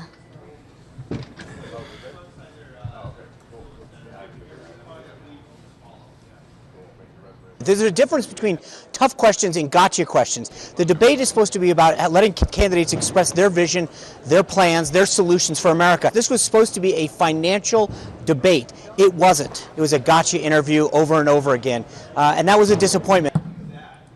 Hi, Ron Hoon. Hi, Samia. You are joining me. This is so exciting. So I'm going to give you a heads up. I'm going to Okay. give you a recap of our recap so far. Yeah. So we've talked about, I showed them the fantasy football clip. Okay. I showed them the Ted Cruz calling out the media clip. Those are the only Okay. clips we've shown so Okay. far. Yeah, That's that all we've fantasy talked about football so moment. far. I'm going to be really curious because I feel like that was sort of the best moment of the whole debate. That's what I thought too, but apparently you? some Yeah. people in the chat room felt that Ted Cruz calling out the liberal mainstream media was their favorite moment. I No, that still was- really like the He had a good night too. it was a great point made, but the fantasy football, Yeah. like all things aside, let's just acknowledge how ridiculous these questions are. I know. And like, well, you know, I just feel like these guys, I watch that Business Channel some, and I think that they all talk amongst themselves and they all convince themselves that, oh, this is an issue that needs to be addressed. You know, people are gambling on this football business, this fantasy football business. And boy, I don't know, Joe, don't you think so, Bob? I think so. Yeah, I think there's some of that going on. And then they show up in a debate and they think, oh, we're right, we got to ask these questions. And there's like a moment of clarity where, hello from the rest of the country. Do you realize the issues that people really care about? Because we're out there talking to voters while you guys are talking amongst yourselves in your studio in New York and reading the New York Times. I think it was Neil Cavuto that tweeted the debate on Fox Business from the Fox Business and the Wall Street Journal is going to be Yes. far better than this. Because Yeah. I'm assuming they're also going to focus on the economy because it's the Wall Street Journal Sure. and Fox Business Channel. Yeah. And that was the one thing that CNBC was supposed to do. Yeah. And many people feel they did not quite do that. Well, the reason I think that the fantasy football answer was so good was that, Ted Cruz had already set the tone by saying, you know, which I love the way he paraphrased it. Hey, are you a cartoon villain? Which was not the exact question, but it felt that way. Mm-hmm. By the way, I actually thought the dirtiest question of the whole night was from the main moderator, a guy named John Harwood, who said, you know, Governor Huckabee, you've written that the left coast or the west coast and the east coast, the people living along the coast have no idea what it's like in real America, and therefore have no authority, no moral authority to be in charge of this country or to rule this nation. Well, there's Donald Trump. He's from New York. Does he have the moral authority to lead this nation? Again, nothing to do with the economy, nothing to do Right. with what CNBC Right. is supposed to cover. Is it just because they were representing NBC as a network in general? Because I don't know. The first debate was hosted by Fox News. The Uh-huh. second one was CNN. Right. So this is the first time that NBC as a network has had it. Yeah. And maybe they just wanted to have all of their points of view from NBC News in general and not just specifically CNBC. I don't know. Yeah, I don't know either. But to me, that question, if I had asked it, I would have been cringing in my seat. A, to hear the reaction, and B, to say, you know, now that I asked that out loud, because sometimes literally you're jotting all your questions down, maybe you're even changing them at the last moment. Or someone else I know gave as it- an interviewer, you know, and then you speak it out loud, and I gotta believe the second those words left his mouth, he thought, ugh, Do the that moderators really did sound bad. come up with the questions? I think so. Or the I think they each network? did, because there were a couple of times, like Donald Trump challenged Becky Quick on something, and she's like, well, where did I get this information? Trump says, I don't know, you people write this stuff. Oh, that was a really good moment. And then Megyn Kelly called her out. Do you know this? Megyn Kelly afterwards tweeted, not quick enough, because she didn't actually acknowledge where the information came from. She was just silent. Right. And later on, you know, people were talking about how that information came straight from Donald Trump's website. Yeah, right. And so she brought it up later because I think it bugged her. Right, right. But then that's where Megyn Kelly tweeted, not quick not enough. Not quick enough. Very clever. You know I love the puns. Yes, right. Good job, Megyn Kelly. So, you know, the one thing I do want to say is there's plenty to talk about in terms of the questions and the efforts on the part of the moderators to try to get them to dig at each other. But there is substance. There were great answers to questions. Mm-hmm. There were moments that were, I thought, just classic Donald Trump calling out Kasich for being so low in the polls. No wonder he's attacking all the rest of us. But Donald Trump calls out anyone who's low on the polls. But he was different last night. His overall tone was less mean. I thought so. Well, in general, there wasn't a lot of attacking between the candidates. I was telling them earlier, it felt more like a debate between the moderators and the candidates. Yes, right. Versus a debate between just the candidates themselves. Because I think they all like teamed up and were like, "Screw you, moderators! We're gonna take over and tell you guys what we want to say." And they all have this shared experience now. They're in the club. Supposedly there's like this unofficial president's club. If you've ever been a president, you talk to each other on the phone, you feel each other out, you're constantly, not constantly, but you're occasionally in touch with the other presidents in a very exclusive club.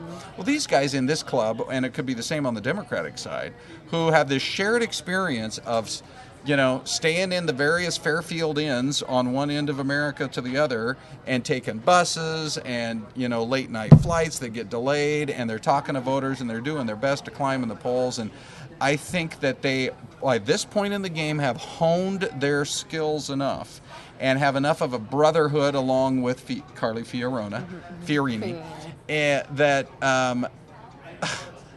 I think there's more of a tendency to say, what do you people know? You just flew in on your jet from New York a couple of hours ago. You have no idea what's actually happening, you know, in the lives of real voters who are struggling to make ends meet. So will Chris Christie make hay off of this? He doesn't have to, you know, get up to 20% with Carson and Trump. But if Christie were to get into the high single digits, that would be a huge win for him. If he could finally break out of the twos, and he is getting a lot of talk, then you're gonna have to go. Then he could claim a victory. If he can start showing up at 7-8% in the polls, I would think it would be a pretty all right. big deal. Well, we're losing Ron Hoon to his TV gig, but you'll be joining us again, right? Because there's so much more to talk about. Oh yeah. So much more to recap. We need to play clips. We need to laugh. We need to cry. We need to laugh and cry. At some of the moments. Yes, and I know. I'm going to interact with you because I know that one of the viewers in the chat room had asked Ron, who do you think won and lost? So we'll talk about that during Ron Hoon's next appearance. What a tease. You see how I'm like bringing Ron in and out? That means you have to stay with me the whole day or evening. I'm going to switch cameras just because. Why not? Hi everyone, now I'm on this camera. It is the top of the hour. It is 9:30 at the top of the half hour.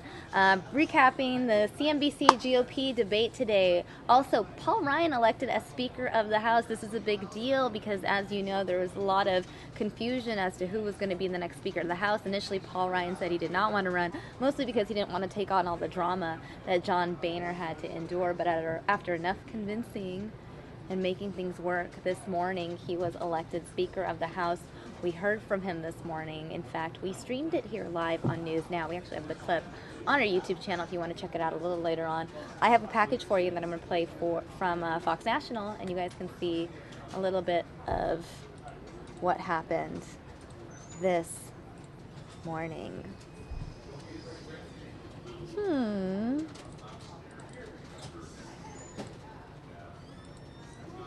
Stand by, guys. There it is. Joel Waldman giving us a recap from D.C.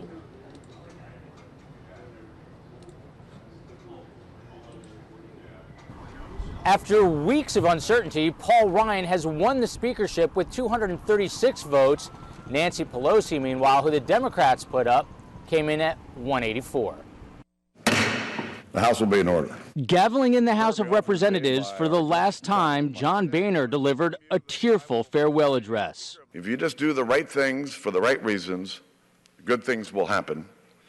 And this, too, can really happen to you. Boehner's not just handing over his speakership, but is resigning from Congress altogether. Considered by many to be a moderate voice in an increasingly conservative Republican conference, Boehner decided to call quits after members of a small group of right-wing ideologues, the so-called Freedom Caucus, mounted a challenge to his position. So please join me in saying one last time, thank you, Speaker Boehner. Paul Ryan's ascendancy is somewhat of a compromise between the moderate and conservative wings of the GOP conference. His candidacy emerged after Majority Leader Kevin McCarthy was also rejected by the Freedom Caucus, who offered up their own candidate, Florida Congressman Daniel Webster, who asked not to be nominated. I think we had broad support on the principles that we talked about. This is only the fourth time in modern history that a sitting House Speaker has been replaced in the middle of a term. In 1989, Jim Wright resigned because of a political scandal. The other three speakers died in office. In Washington, Joel Waldman, Fox News.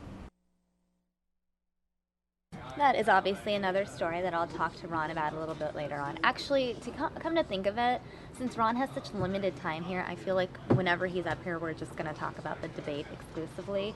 So if I don't get to more details regarding this while Ron is up here, whenever Ron's not up here, I'll be giving you guys more clips from this morning's election. Meanwhile, our third top story, China getting rid of its one-child policy. Let me get some video up on the screen for this.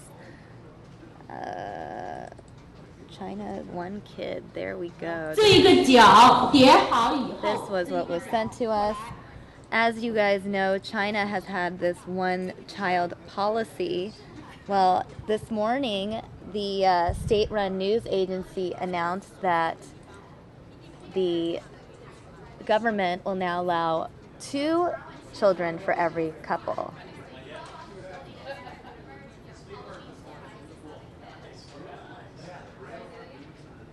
Apparently, the country's one-child policy had been eased in recent years, but now that it is official,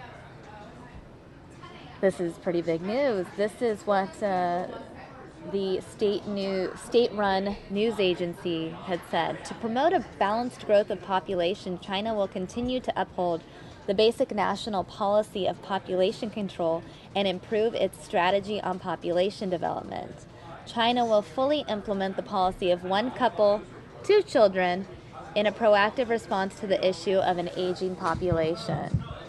Now, this proposal still needs to be approved by China's top legislature before it can be enacted. They instituted this 1 child per couple policy to control population growth in the 1970s. China itself now a nation of more than $1.3 billion. Interestingly enough, when this government propaganda didn't work, local officials actually resorted to abortions, heavy fines, and forced sterilization. This decision to end the restriction of the number of children, well, you're still limited, but it'll only be a 2-child policy now, apparently. This follows a 4-day strategy meeting of senior Communist Party officials at a hotel in Beijing. Interesting.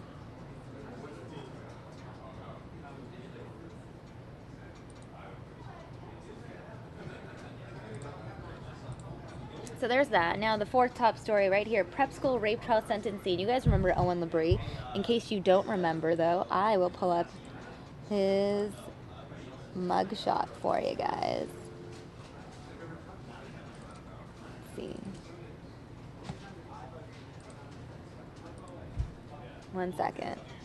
This is the guy I'm talking about. Owen Labrie. There we go. His face on the screen now. Owen Labrie will be sentenced today. Owen Labrie was the student at the elite New Hampshire prep school who was convicted of sexually assaulting a younger student. Now I know that the lawyer is hoping that the 20-year-old Owen Labrie can get probation. He's using letters from his parents and classmates in that plea, hoping that Owen Labrie will get probation instead of prison. Now, Owen Labrie faces up to 11 years in prison. Some of Owen Labrie's background is interesting. He was a farm boy growing up in a rural area in the Northeast, and he was attending this elite prep school on a full-ride scholarship. Now, the victim, interestingly enough, is from one of the area's wealthiest families.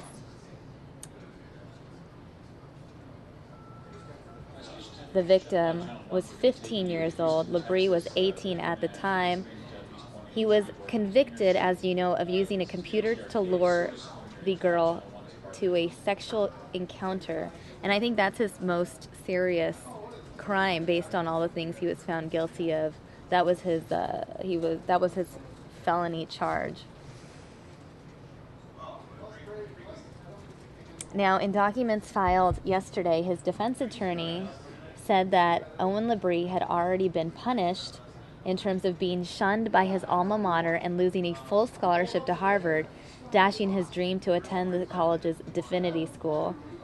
In the letter that his mother wrote to the judge, she said that her son had been punished beyond a degree that anyone else could possibly understand, but I see it in the fear and sadness in once bright and joyful eyes. Now, Dr. Edmund Piper, a clinical psychologist who's been treating Labrie for 13 months, called him remarkable and mature beyond his years intellectually and responsibility-wise. A former female classmate called him the kindest, most brilliant, most authentic friend I have, adding that his conviction has not changed her opinion. Now, besides the felony of using a computer to lure the girl, Labrie was also convicted of 3 counts of misdemeanor sexual assault and 1 count of child endangerment. Now, the felony conviction mandates lifetime registration as a sex offender, although Labrie can petition to be removed from the registry 15 years after he finishes his sentence. Wow. Again, this all happened because Labrie was taking part in a practice known at the school as the senior salute, in which graduating seniors attempt to have sex with underclassmen. What's interestingly also, since we've been talking politics a lot, many notable people have attended this school, Nobel laureates, Pulitzer Prize winners, even Secretary of State John Kerry. Now, the sentencing is set for 1:30, which is 1:30 over there, 10:30 here. I'm hoping we'll be able to get that in full. Stay tuned, guys. We have more news now ahead. And just to let you guys know, today is National Cat Day, in case you were not aware. Uber's doing this really cool thing. In fact, they were on our morning show this morning, and I want to get the details of this exactly right, so I'm actually going to read the press release instead. But basically, for $30, Uber will drive to you, and you'll have the chance to cuddle with a kitten for 15 minutes. And then the kittens will be up for adoption after 3 p.m. If I read this press release correctly. Give me a second while I go back and read this once again. National Cat Day, Uber Kittens. So this is Uber Kittens, and it's on demand, basically. Apparently they've already done this, but this is they're doing it for another year, raising awareness towards cat adoption. Interestingly enough, all proceeds raised from Uber Kittens will be donated to the Arizona Humane Society. This highly anticipated event is kicking off at 11 a.m. So basically all you need to do is open your Uber app between 11 a.m. and 3 p.m. and use this code, PHX Kittens 15. That'll get you $15 off your first Uber ride, and that's valid through the end of the year. And then you just request the kittens option in your app, and when the kittens arrive, you get to cuddle, snuggle with them for 15 minutes, and then they're taken away. They're encouraging people who use this app, by the way, to have an enclosed space that's perfect for playtime. Well done with the pun, Uber. Well done. Later on, the kittens will be available for adoption at 3 p.m. once snuggle time is complete. So that is the update with National Cat Day. On that note, in terms of the recap of the CNBC debate, since I don't get to have Steve Kraft up here with me. What we were able to do is clip Steve Kraft's analysis from last night on the 9 p.m. show. He chatted with Carrie and John. So, you know, this is almost as good as having Steve Kraft in that seat right next to me. Let me just pull this up for you guys.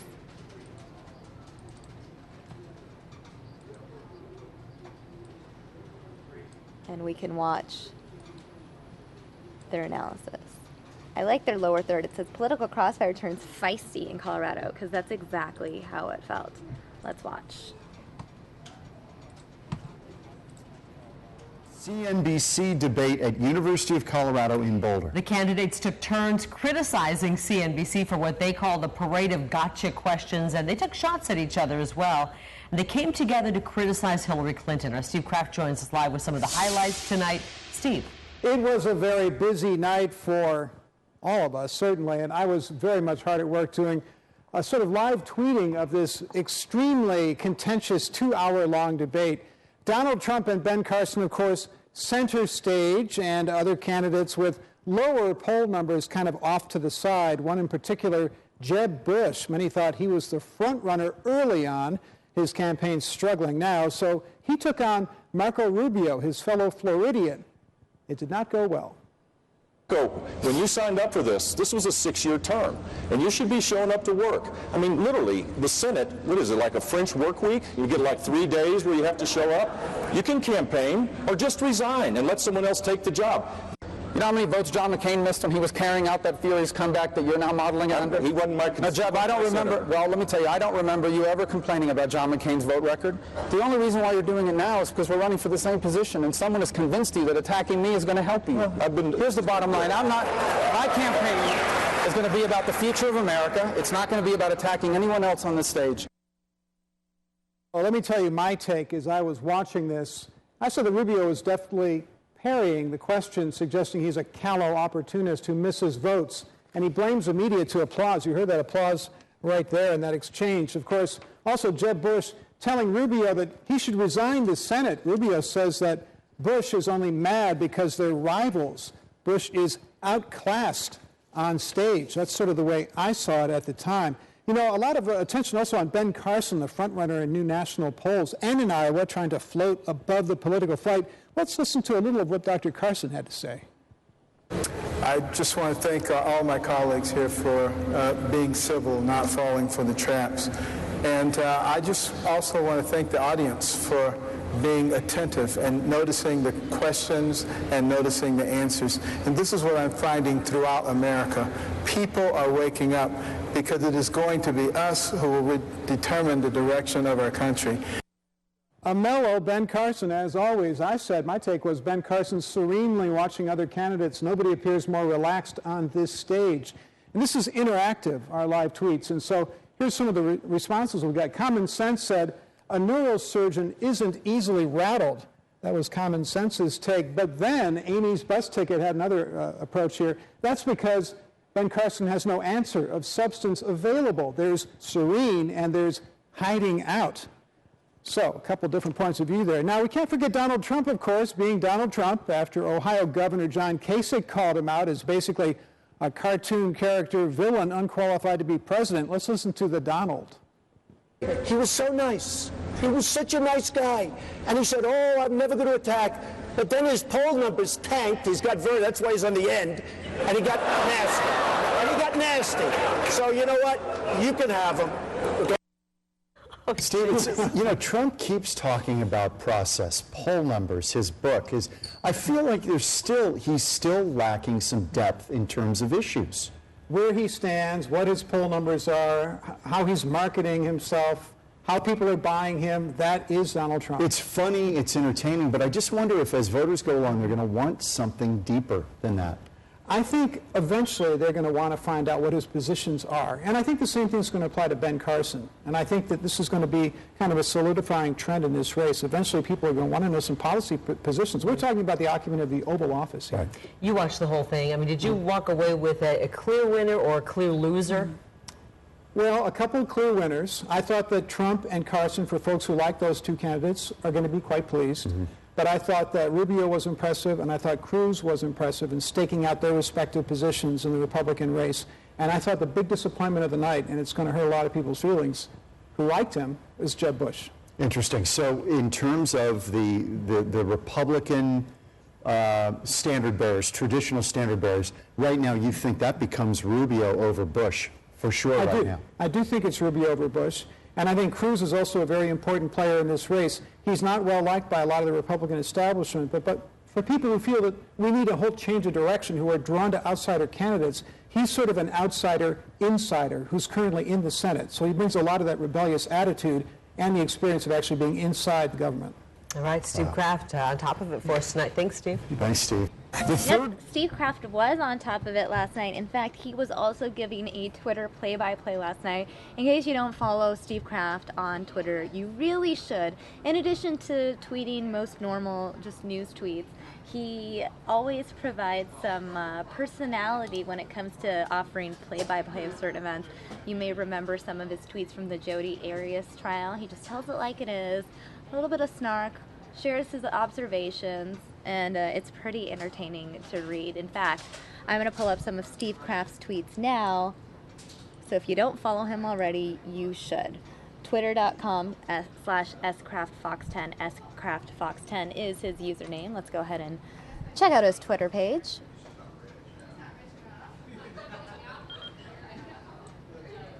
Posting a lot of tweets from throughout the night. The thing about Twitter is that you have to read it backwards, because it's pretty much, that's how. So these are the first tweets. So this is before the debate. The debate kicks off, and this is what Steve had to say. Look for a couple zinger questions like, what's the federal minimum wage? That's what Steve thought this was going to be about. Remember, the focus of tonight's debate is economics, monetary policy, budgets, dollars and cents. Yeah, it's kind of hilarious now reading Steve Kraft's and then watching Steve Kraft's tweets and then watching the debate and then looking at some of the debate highlights, because I don't think any of the highlights actually had to do with economics, monetary policy, and budgets. Everybody's walking on stage, Trump and Carson next to each other. CNBC now playing animated intro, like a playoff football game, politics as sports reality show. Question to everyone, what's your biggest weakness? Kasich ducks, immediately dumps on Trump and Carson.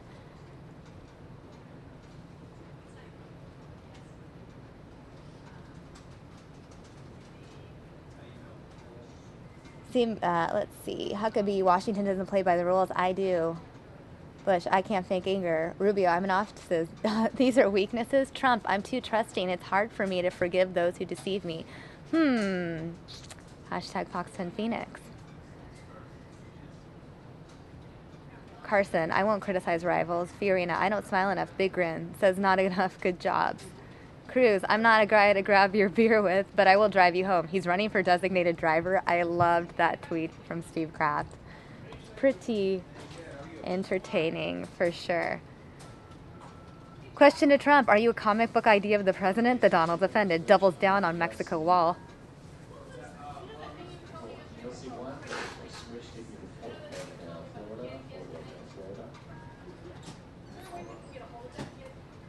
Kasich, I'm the only person on the stage who has actually balanced federal budget. Carson's plan is fantasy. And now I want to continue reading tweets, but we're getting some live images right now from Florida of this plane that was on fire, and it's pretty crazy if you're looking at this plane video that just came in.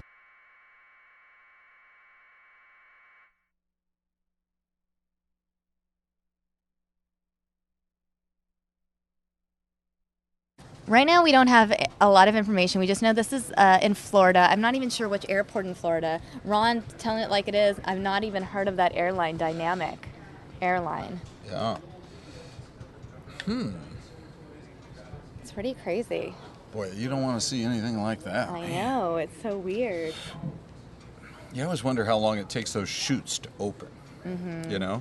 Yeah. And do they open automatically, or does the pilot has to like push a lever or something? I wonder about that. Good or question. Is it maybe it's like a button that the flight attendant hits? Actually, I think it is. A button that the flight attendant hits. Oh, now there we go. We're going to get a better view of it. Yeah, I wish we had more information. I'm going to check Twitter to see if we can get any information in terms of what exactly. Yeah. What was the name of the airline again? Dynamic. Dynamic Airways. Okay. Dynamic Airways is a thing, apparently. Plane is on fire at Fort Lauderdale Airport. Okay. Fort Lauderdale Hollywood International Airport at 767. That was tweeted a couple minutes ago. People sharing tweets. The wing of the Dynamic Airways Boeing 767 is covered in firefighting foam at Fort Lauderdale International Airport. How do they have an airline that is big enough to have a 767? And yet we don't know and no about one's, it. at least out here, has ever even heard of I wonder if it's a Florida regional thing. Maybe it goes. I feel like we should just look at Dynamic Airlines. Yeah, let's. Or Airways. It's not even airline. Right. Dynamic Airways. Uh-huh. Is a U.S. certified airline owned by private owners, founded in 2010. They operate several Boeing 767s. Wow. Their hub is Piedmont. Oh, where? I don't even. I think they're out of the Carolinas. Did I see that somewhere? Where do they go?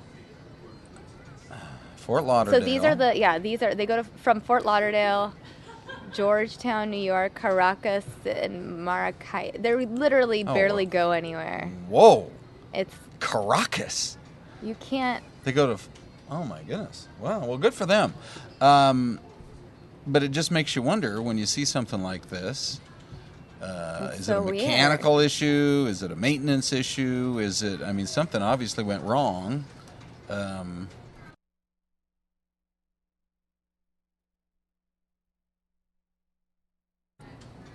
So we're going to try to find out a little more information for you guys about this airline and about what happened. But you can see it looks like the problems were associated right there along the wing and on the left jet engine of what is actually a very reliable aircraft, the 767. Now you can see it's going to be standard that they're going to have ambulances out there to make sure that everything goes okay.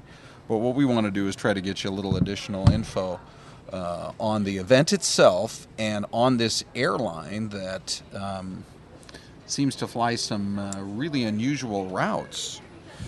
Sounds like a lot of Florida and Venezuela for this Dynamic Air. Let's look at these pictures for just a minute. We'll get you a little additional info on who this airline is, what they're all about, and what exactly happened here. So they only started in 2010. They do have some MD-88s, but it looks like they run a fleet of Boeing 767s. And they're headquartered in the Carolinas, like I was mentioning. It turns out in Greensboro. And check this out. They offer service in New York, Guyana in South America, Venezuela in South America, and Florida and Hong Kong. This is wild. So Dynamic announced that they had, these growth plans, and so they have been flying. Basically, they started with flights between New York and Guyana in South America back in 2014. So this is why we haven't heard about them, Samia. They've only been around for a year, and they're flying between New York and Guyana. All right, Ron. I think we're about to do the morning show tease. Okay. Oh, never mind. We just got cut from the morning show. Oh, okay. Well, just kidding. We just roll with it. It's okay. I was just letting you guys know that we were supposed to tease, but back to this airline. Okay, now they it looks like they also fly into Seoul, South Korea, Hong Kong, and it looks like they do most of it in and out of Fort Lauderdale, Florida. That is fascinating to me.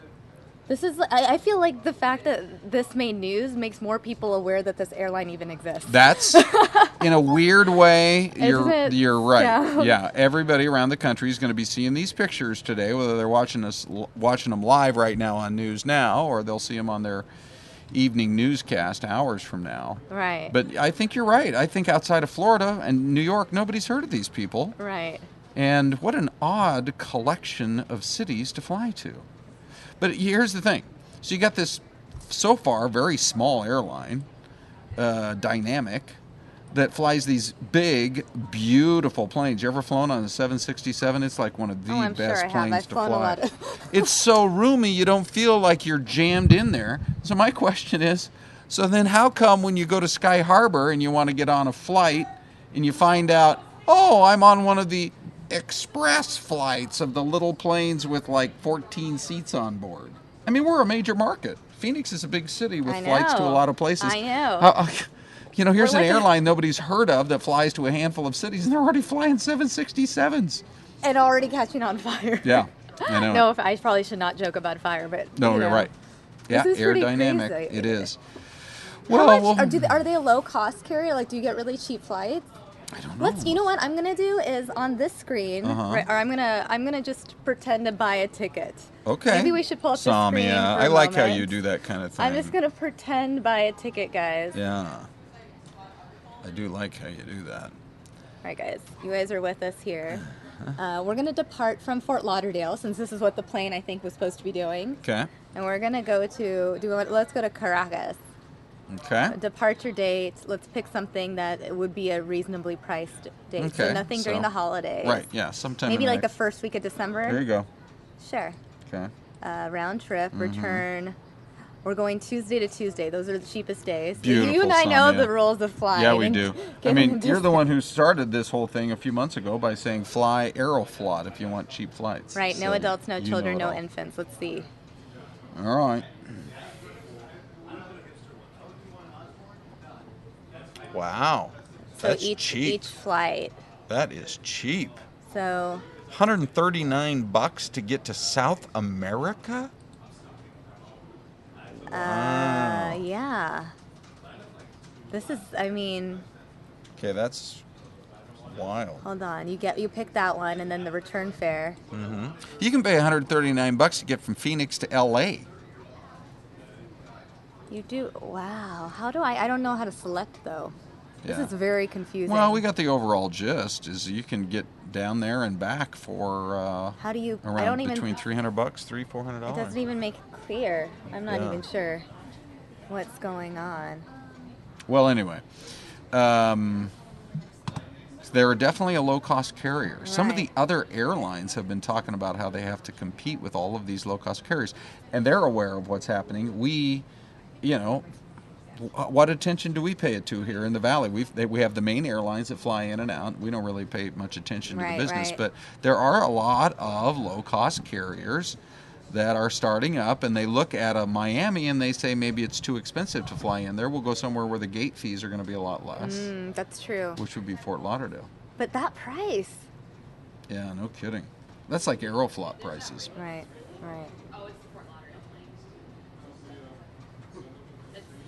Well, it's all over now. I mean, you can see it's just the cleanup. Looks Right. like everybody got off, but I wonder if they'll have airport surveillance video as the day goes on, where you actually see the people. You know what they'll have? Some people will start tweeting out their pictures. Let me see what people are saying on Twitter. From down there on the tarmac, the people who successfully got off. At least we've seen that in the past. Let's see. What am I doing? Oh, I'm searching. What is it? Dynamic air. It's not even. All right.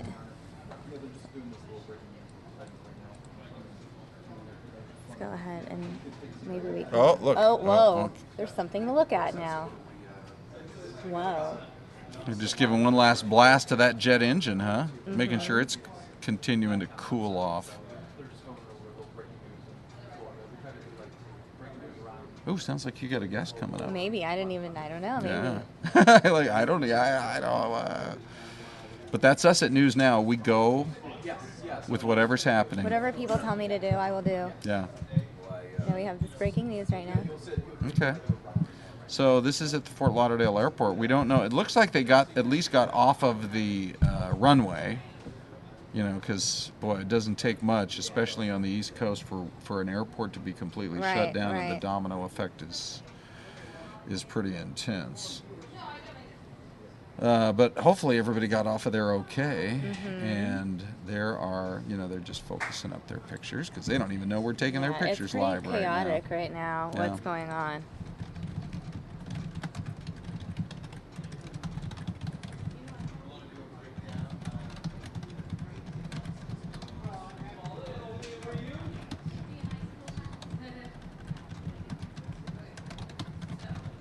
I don't know. I don't know if that has any... Shows a bunch of people over there along the side of the airport. It's unclear if that plays any role in terms of where they've been dropping people off.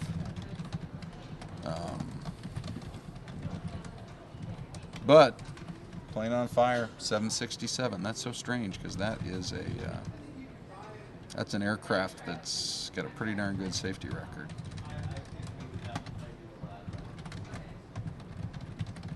Although, it seems like I remember, wasn't there like one of the airlines out of Japan that had a problem with the 767? Seems like. Could do a little.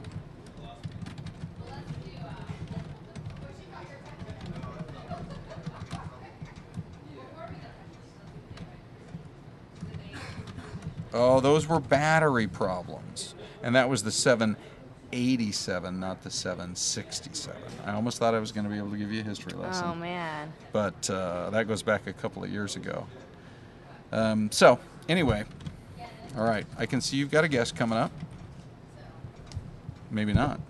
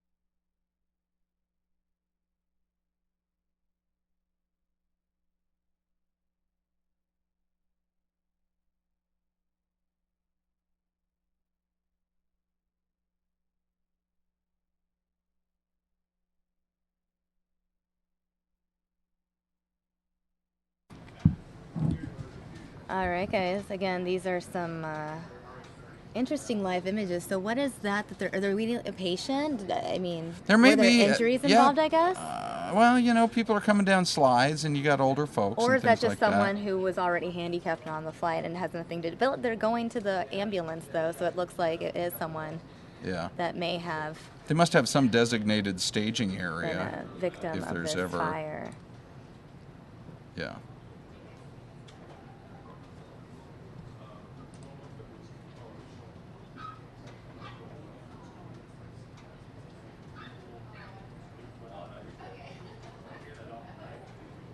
Yeah, I mean, it's interesting, Samia, because we do these stories, I don't know, every year or two, how even an airport around here will do some sort of training drill in case there's an unexpected event.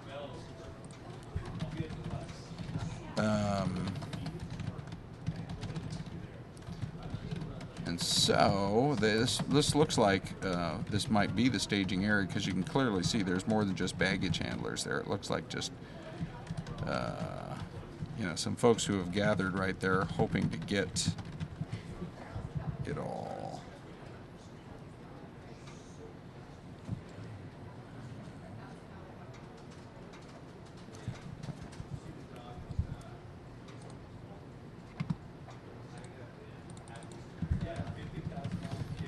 So we've got this to talk about today. We've got the debate to talk about today.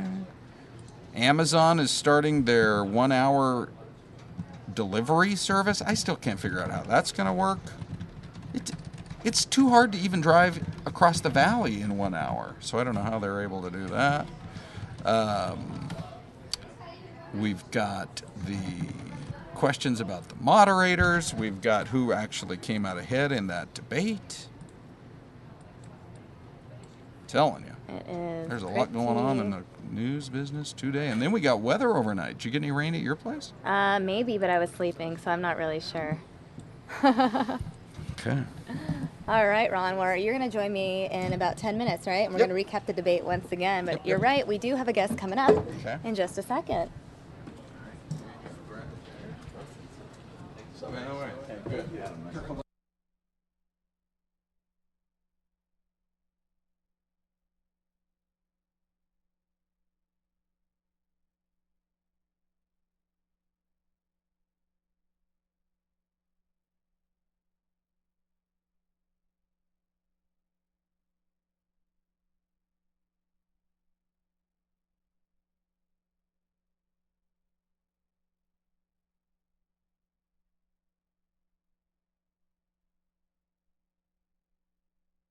All right, guys, looks like not much is happening out of Fort Lauderdale anymore, so we are going to mix things up, step away from some serious news to chat with our special guest, Adam Ray, straight from Los Angeles. Straight up. Me. This is really exciting for me, guys, because I know Adam from Los Angeles. Yeah, back in the day. And I had no idea he was here in studio. We and matched up on J-Date, and she was like, I'm not Jewish, but I'm on this side because I'm into Jewish boys. And I'm into making my mother really upset.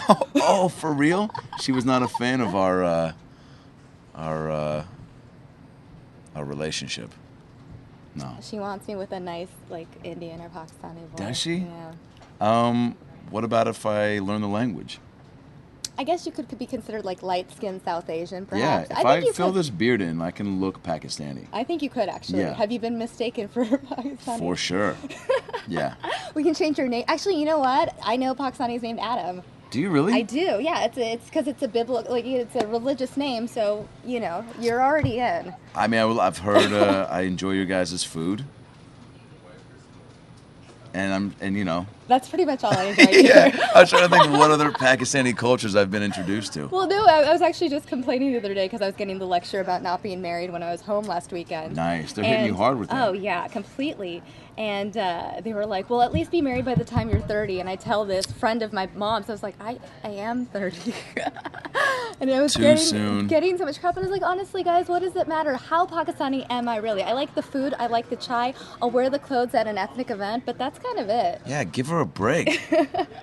Jeez. All right, Hapalea is saying, Adam Ray, what does he do? He's a comedian and an actor. I remember going and watching you in The Heat.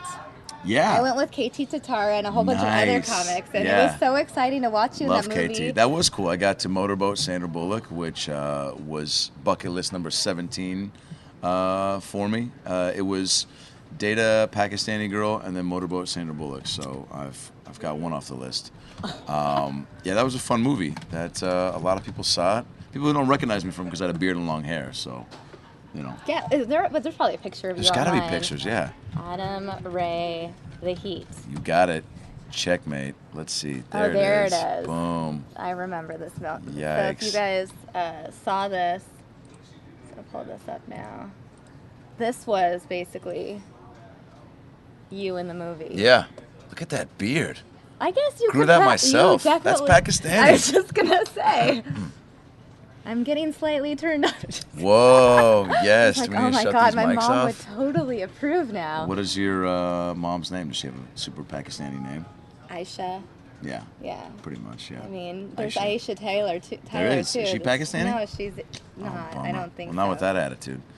Rachel's saying, holy cow, Adam Ray. She's really excited to see Rachel, you. awesomeness. Yeah. Who is his celebrity? Jealous of his facial hair. Wish I could grow sideburns like his. All right. Well, a lot of people are chiming in, and Hey, you know what? Just have a positive questions. outlook. Like, have a strong mindset. Like, want to be a part of the sideburn game. You know, if you wish it. Samir Ray sounds good. Oh, nice. Gosh. That beard suits him. Oh, okay. He's very handsome in that piece. Thank you, Happy Lee.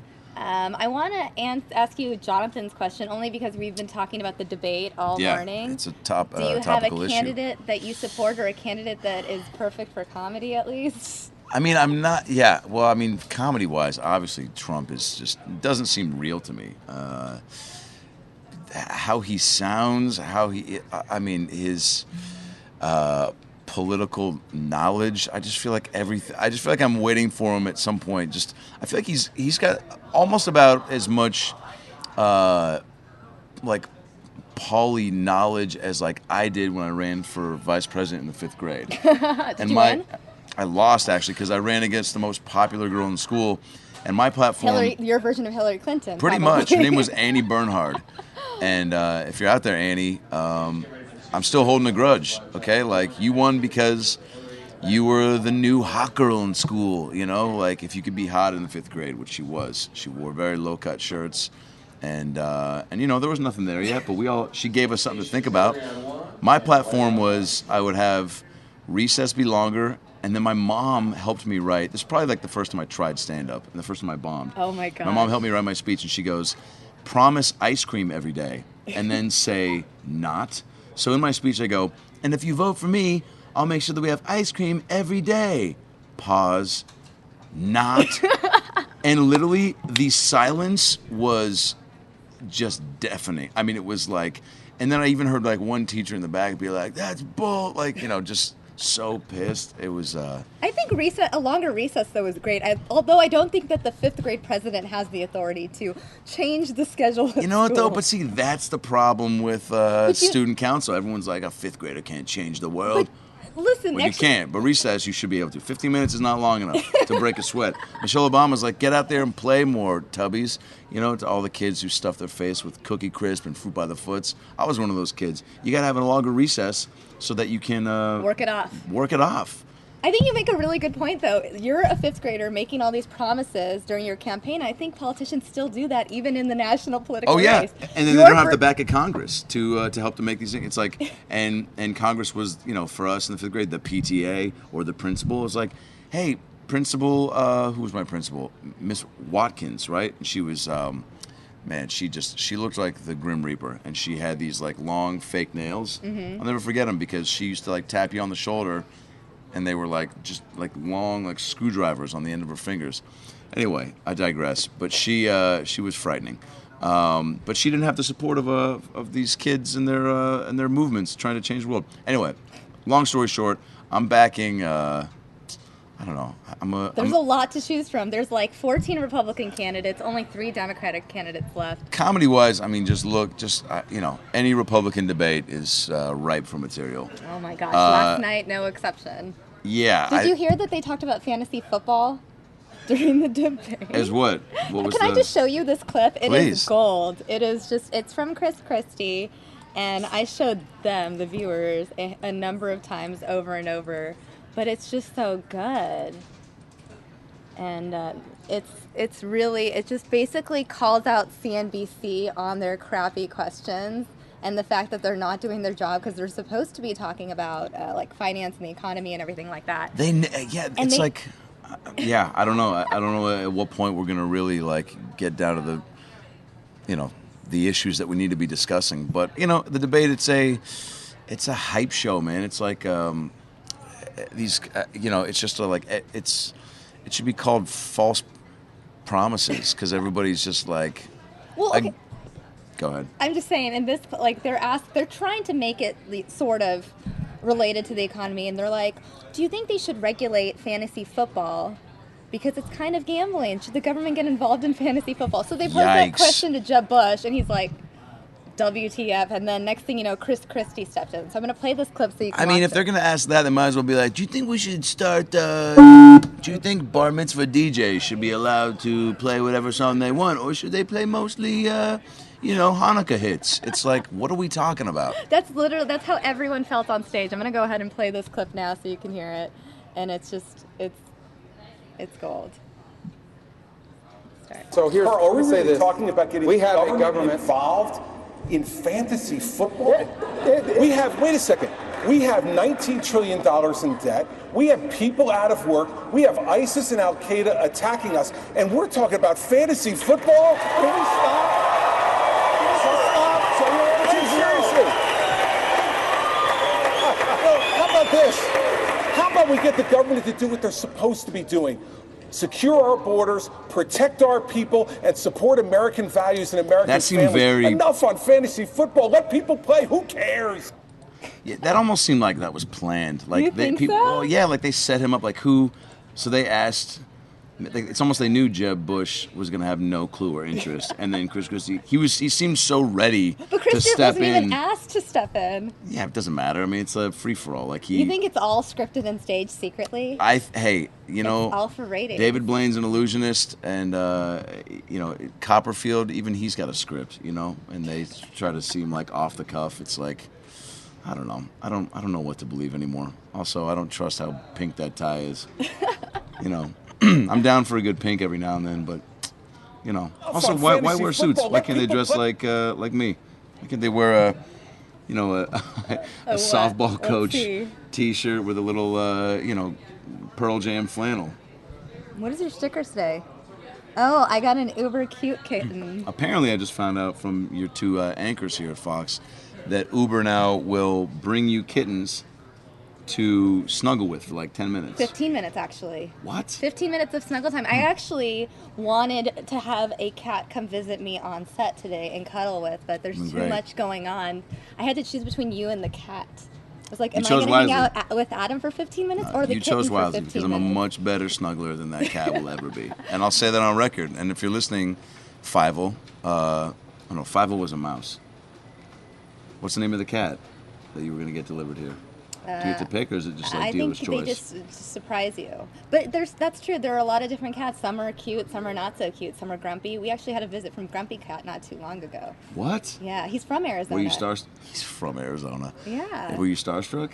No. Yeah. Maybe cat struck. Do you think that? Terrible joke. Do you think? You should do the joke. Yeah, it's all right. We stick to your career. What does Grumpy Cat? Do you think he's ever smiled? What a sad. Although if he's making millions, he's not too sad. His owners are making millions. Right. Sure. That's crazy. I don't think Grumpy Cat himself has a bank account. There's got to be. You would think that other animals would get on, like follow suit. Like, why isn't there I guess there's Droopy Dog, but that's a cartoon. But like, why not like, Depressed Dalmatian or like That's too long. People don't like things. The Prozac parrot. Like have other creatures that are on board with like making money out of being like, I'm so sad, like there's not enough food for, or like Grumpy Giraffe. Those guys already have resting bitch face. They do, right? That's a great yeah, they do. You're right. So Adam, I need to wrap up pretty soon, but why don't you tell the viewers Show the beard pic, please. About, Happy Please, all about that beard life. I'm going to pull it up again, but why don't you beard life. Tell viewers a little bit about yourself, those of Sure. them that don't know you. So I'm from Seattle, Washington. I went to USC. Then, I've been touring the country doing stand-up for a while. I did the movie The Heat. I'm in the new Ghostbusters that comes out in July. Oh, cool. And what are you doing in that? I can't totally say, but I do get attacked by a ghost, and I sing a couple songs. I'm the lead singer of a death metal band. Oh, wow. Did you have to grow out your hair or anything? Yeah, and I wore eyeliner and a sleeveless leather vest so I could show off the lack of triceps. And, I got a podcast called About Last Night that I do with fellow Trojan Brad Williams, who is a dwarf. And if you don't have a dwarf best friend, I highly recommend you get one. I have a question. Don't steal one because that's illegal, but, in 7 years, bad luck. What's that? I have a question, and maybe this is politically incorrect, but whatever. Yeah. Dwarf versus midget, is there a difference? Do people prefer one to the other? I say midget if I'm really drunk and angry at them, but... is that offensive to them? No, is midget offensive? No, I don't know. He's chill about it. He's little person. Dwarfism is what it is. So that's what he prefers to be. I see. But also, he also prefers Brad, his name. The dwarf. Oh. Yeah, for sure. But he's hilarious. And, I'm down here in Tempe doing shows at the Improv all weekend, looking for love, looking to meet a wife on Halloween. So, ladies, if you're out, and you know what, maybe if you're thinking like, hey, this year I want to go as a pumpkin, and then you're like, oh, but I got a slutty pumpkin. Maybe just be a regular pumpkin this year. And maybe just if you want to go as like a printer, and then your friends are like, but you got to be like a slutty printer. Like maybe just be a printer. And, and I guess what I'm trying to say is the story of Hanukkah started when a Pakistani girl and a Jewish guy got together. You seem confused. No, I'm listening. I'm too tall for you, Adam. Rachel's still stuck on this. Most dudes say midget when they are drunk. Yeah. How many fans do you have on here? It depends. I don't know right now. How many people are watching? Let's see. 48. It just dropped to 48. Perfect. Dropped? Yikes. Yikes. All right. You know what? I should take a hint. And who is this? Don't worry. It'll live on the internet forever as an archived clip. Why? Because it's so God, good. everything is just, it's on the, and the Jewish accepted this. All right. I don't know if I'm comfortable with that question. The phrasing of that. Cute couple. Sami and Adam Okay, sitting in a tree. No, let's just stop with this. No. Sitting in a tree. So, more like spooning in a tree. real quick, Yeah. just to give you guys a heads up, Adam Ray performing at the Tempe Improv tonight, tomorrow, and Saturday, You got Halloween night. If you're trying to catch his eye, wear some sort of costume that stands out. That stands out, but be you too. You know, that's all. I'm all about that in 2015. Be you. If you want to take some mushrooms and go to a Target, you know, and buy a couple bikes, you know, that's be you. If you want to, you know, I don't know, if you want to, you know, fill up a bunch of, you know, balloons with gummy bears and throw them at an old folks home. Again, like, it's your life, so I'm not going to judge. They do look great together. Okay, my tree hugging days are no longer exciting. I need to spoon it.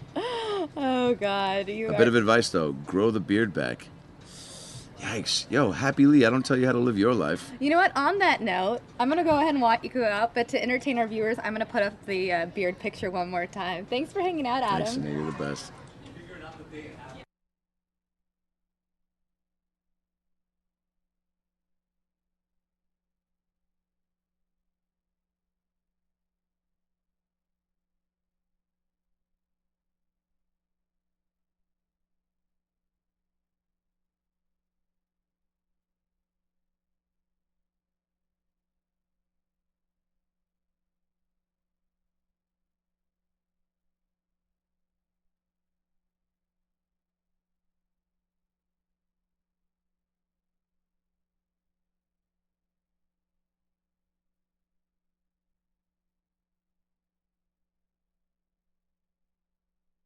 And now Hillary Clinton is speaking in New Hampshire. So guys, no more beard. You're going to go ahead and watch Hillary Clinton in New Hampshire.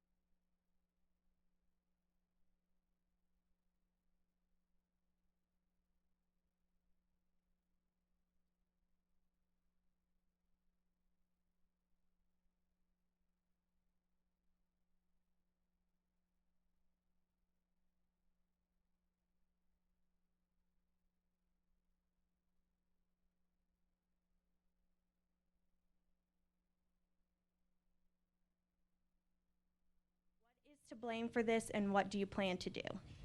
Great question, and thank you for studying to become a nurse. We need more nurses. We're going to have a lot of retirements in the next decade, and so we need more young people like you entering nursing. This is a very important question, and there are a number of different reasons for why our costs are higher than others in comparable economies. You know, compare us to advanced economies, Canada, Europe, Japan, places like that. And here among the reasons are the following. Number one, we have a system that we inherited from World War II, an insurance-based system, a private insurance-based system. And it was created back in the 1940s as a way to entice people to come to work for employers, because many people were obviously in the military, and yet the rest of the country's economy had to operate. And it continued after World War II, and it became the basis for employer-based health care, so that most people got their health care then, as well as now, through their workplace. Now, that worked okay, but it left out a lot of people. It left out retired people, which is why we passed Medicare in the 1960s. It left out poor people who either weren't working or whose job did not offer insurance, which was the majority of them. That's why we passed Medicaid. So we developed a hybrid combined system: employer-based health care, Medicare and Medicaid, and of course veterans through the VA, and active duty service members through Defense Department provided health insurance. So those were the big pieces of our healthcare system. What began to happen is that the administrative costs in our private system that was based on private insurance add a layer of expenses that you will not find in Medicare. You know, when people attack Medicare, listen carefully to Republicans who are always attacking Medicare. They want to privatize it. They want to end it. Some of them have been against it for 50 years. The administrative costs of Medicare are very low. The administrative costs of private employer-based health care are higher. And we also had the benefits, but some of the cost challenges of having the most sophisticated advanced medical care anywhere in the world. You know, we have a series of research hospitals that provide care not only to Americans, but people leave countries like the ones that have only a single system and come because of the high quality of care. You know that. People in New Hampshire go to Boston sometimes for advanced treatment. Dana-Farber is a world-renowned cancer center. So we have the best of the best, and that also is expensive, and that adds costs. So, for example, Medicare pays to train specialists, and those specialists are trained at a lot of these research hospitals. So then the cost of getting care at those hospitals includes the cost of training the next generation of specialists. So we have a very complicated, comprehensive healthcare system. I think it's fair to say that we get some of the best results in the world, but we don't get the kind of steady level of good results for everybody that we should be looking for. I mean, if you have an advanced form of cancer, there's no doubt you should be in one of our great cancer facilities. If you have diabetes and you need to be treated and you need to be checked on all the time, that might be more expensive. So part of what we have tried to do, you know, I worked on this back in the 90s. I still have the scars to show for it, taking on the insurance companies and the drug companies. Because I think it's wrong that the insurance companies are still, in my view, charging too much for the delivery of health care. And I think our drug companies, which have produced great drugs over a long time, are now once again charging way too much and need to be reined in. So although we weren't successful in the 90s, we had the beginning of a great debate, and I really give President Obama a lot of credit for getting the Affordable Care Act passed. And what the Affordable Care Act is trying to do is not only get more people to have insurance and expand Medicaid so that more working people who don't have it through their employer and can't afford it, buying it directly, even with subsidies, get care. What the Affordable Care Act is trying to do is to squeeze out the unnecessary costs. So, for example, there's a new rule in the Affordable Care Act which says insurance companies have to spend a high percentage of their dollars from people like us actually trying to improve and streamline care, not putting it into administration and profit. So we're trying to attack some of the higher cost drivers. Now here's what I want to do. I want to get the out-of-pocket costs that people are paying on their insurance policies down because they're too high. There's too many high deductibles, and there are too many other costs that the insurance companies are putting on consumers. So, for example, I think every person with a private insurance plan should be able to have 3 sick visits for free instead of paying or postponing going because you have to pay for a sick visit. I also believe we've got to rein in the drug companies, and I'm already in another argument with them about this, because here's the problem. I, like all of you, am grateful for the discoveries, but the drug companies spend less today on research than they spend on advertising.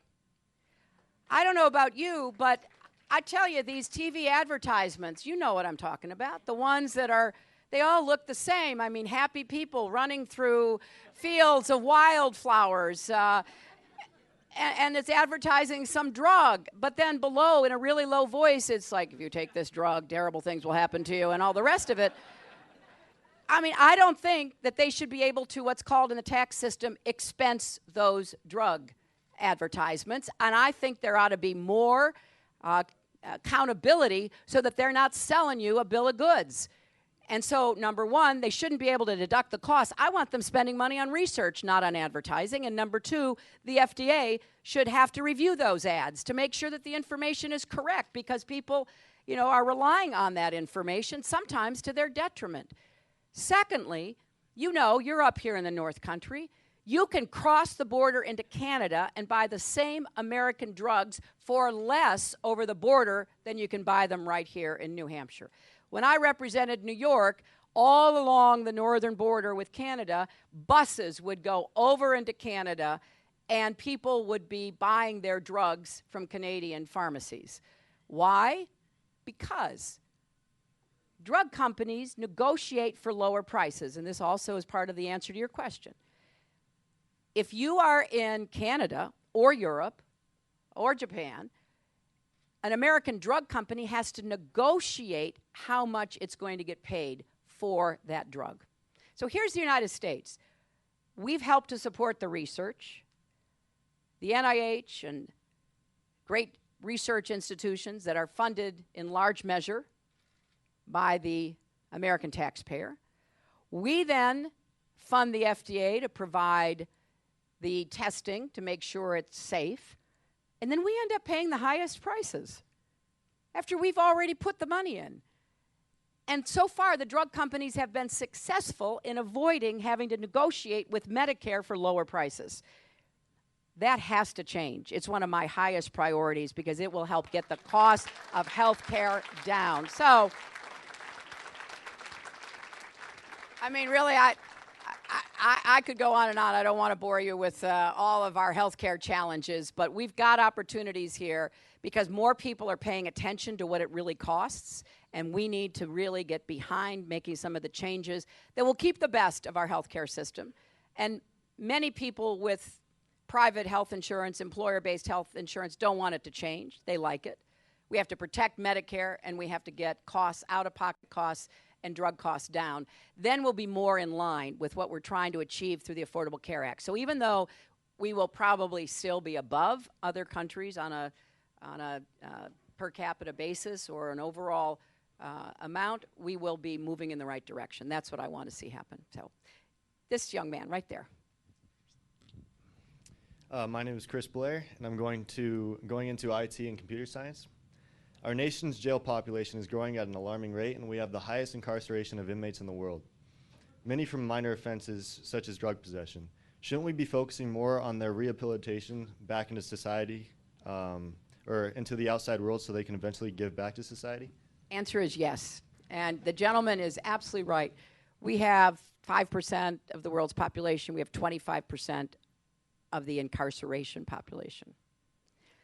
There are a lot of reasons for that, but now we've got to revisit how we run a correction system that really doesn't keep taking in people for low-level offenses, people who need treatment for their drug addiction or their alcohol addiction, as opposed to being thrown in jail where that's likely to get worse. And I think there are some very good ideas. And in fact, this is one of the areas, hallelujah, this is one of the areas where we have a bipartisan group of senators working on it together.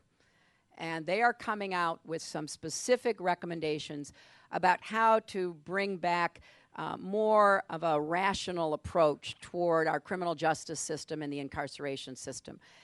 Some of the best work that I've heard about and I've seen in law enforcement when it comes to All right, guys, drugs. stepping away from Hillary Clinton speaking in New Hampshire, going to show you what the top 5 are. We've recapped the CNBC GOP debate.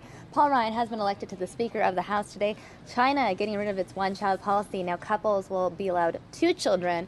And fourth, prep school rape trial sentencing. I'm bringing that up now. You guys remember Owen Labrie, the prep school student that was found guilty of sexually assaulting a underclassman at his prep school out in New Hampshire. Well, he is being sentenced today. So even though Hillary Clinton is in New Hampshire too, I'm going to take you to this courtroom in New Hampshire, and we're going to listen in to the sentencing of Owen Labrie. This is live, coming in right now. In the PSI, it might be that there are mixed questions of fact and law, but I think the heart of the issues concerning that would be matters of law for Your Honor's. And I understand the issue of restitution has been queued up through the motions and the documents that are filed. And I understand that is independent of the PSI recommends restitution, but I've got to set the restitution based on the law. That's right. Thank you. Your Honor, there is another matter that has come up. If we could approach, please. Okay.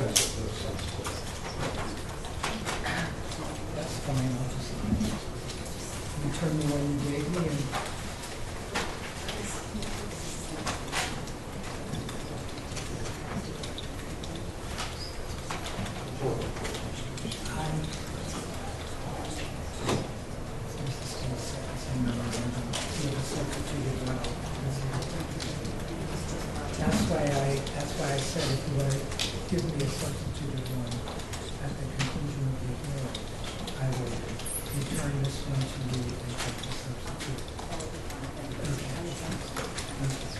And the defense is on notice that those will be the only changes. But make sure the defense knows which Facebook messages you're going to. Okay.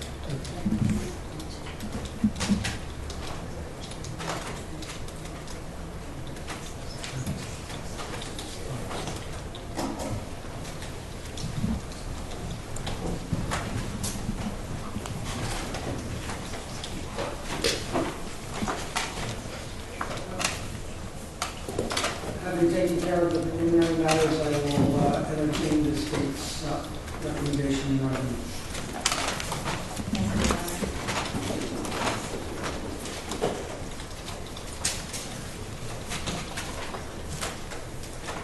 Your Honor, as the state has noted in its sentencing memorandum, we have chosen to adopt the recommendation that has been made by the PSI. And specifically, we have provided also proposed sentencing sheets. But the sentence that we are recommending is first and foremost on the felony computer use is prohibited, 3.5 to 7 years to New Hampshire State Prison stand committed. We are asking that the balance of the minimum as well as the balance of the maximum be suspended upon the defendant's successful completion of the sex offender program while incarcerated. Our sentencing recommends the sex offender program. We are asking for restitution. I understand that there is an issue in regard to restitution. I did not fill out a figure on the proposed sentencing sheet. That is something that we can determine at a later time. We're asking that the defendant be ordered to participate meaningfully and complete any counseling, treatment, and educational programs as directed by the correctional authority or probation parole officer. We're asking that he be ordered to be of good behavior and comply with all the terms of the sentence. And on all of the sentences, we have asked for a no contact provision with the victim and her family. Your Honor, I did not check off the box that says that the pre-sentence investigation was prepared and considered by the court, because at the time that I filled this out, I didn't know how that issue would resolve. On the endangering welfare of a child misdemeanor, the state is recommending a sentence to the House of Corrections for a period of 12 months. We're asking that that be stand committed and run concurrent with the felony sentence. We're also asking that the balance on this sentence be suspended upon successful completion of the sex offender program, recommending sex offender program, and on that sentence asking for 2 years of probation upon release, subject to the provisions of RSA 504A4:3, the Roman numeral 3. We're asking, again, as I've indicated, no contact with the victim. And on this misdemeanor, endangering the welfare of a child, we are asking the court to exercise its discretion to impose sex offender registration pursuant to RSA 651B17E. On the sex assault misdemeanor, charge ID number 973498, we are asking for 12 months stand committed to the House of Corrections, with the balance to be suspended upon successful completion of the sex offender program. And we're asking this to run concurrent to charge ID 973501C, the endangering welfare of the child. We're asking for a consecutive period of probation with the same terms and conditions. On sexual assault, charge ID number 973499C, 12 months stand committed to the House of Corrections. Again, the balance suspended upon completion of the sex offender program. This would be consecutive to charge ID 973498C, recommending the sex offender treatment program, 2 years of probation consecutive upon release, and again, no contact, the same conditions. And on the third misdemeanor sexual assault, charge ID 973500C, we're again asking for 12 months stand committed to the House of Corrections, balance to be suspended upon successful completion of the sex offender program, and consecutive to 973499C, again recommending the sex offender program, 2 years of consecutive probation upon release, and the same terms and condition that he participate meaningfully, complete any counseling, treatment, and educational programs as directed, and no contact with the victim of the family. Excuse me. Your Honor, the defendant has provided his own memorandum of sentencing, along with numerous letters of support. And the state would just like to indicate that there's no question, and it's very obvious, that the defendant is a gifted individual. By all appearances, he is intelligent, articulate, he's attractive and engaging. But we'd also like to note that these are often the same qualities that we see in very dangerous sexual predators.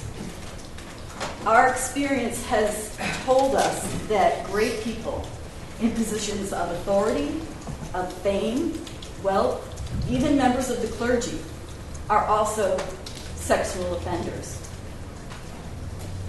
They've been proven to be sex offenders.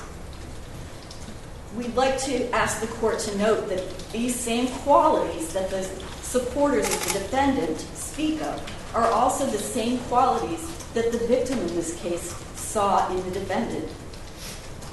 These are the same qualities that caused her to trust him. They explain why she would go with him to a secluded location, why she would expect him, bearing all of these qualities in mind, to respect her personal boundaries. We asserted in our opening statements at trial that there's another side to Owen Labrie.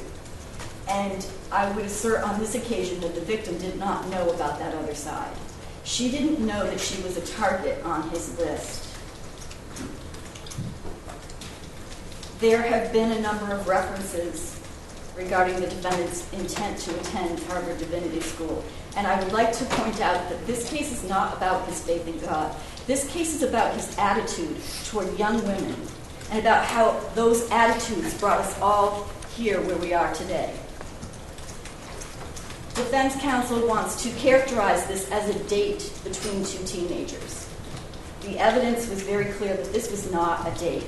The defendant didn't invite the victim to meet him so that he could get to know her better, as one of his friends had testified at trial. This is about the 45 minutes that he intended to go from no to bone, pulling every trick in the book. I object.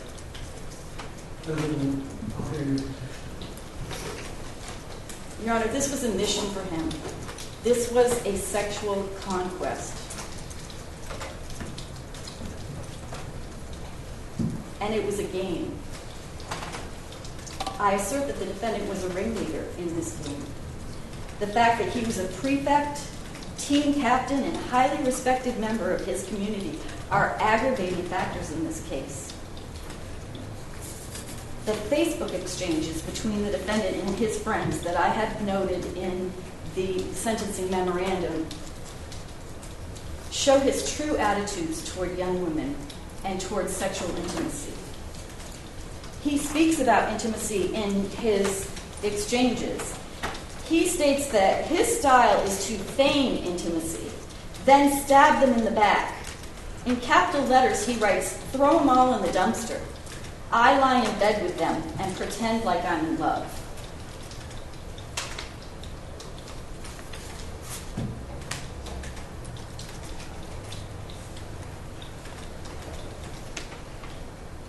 He goes on in his exchanges following being turned down by one particular young lady. He writes, "She turned me down. Fucking hate forbidden fruit. Fucking hate girls so much. Another dumb cum bucket struck from my nut-sucking, suck-it slut, slut-fucking bucket list." These are remarks that show his true character, and I would ask the court to consider where is the divinity in these attitudes.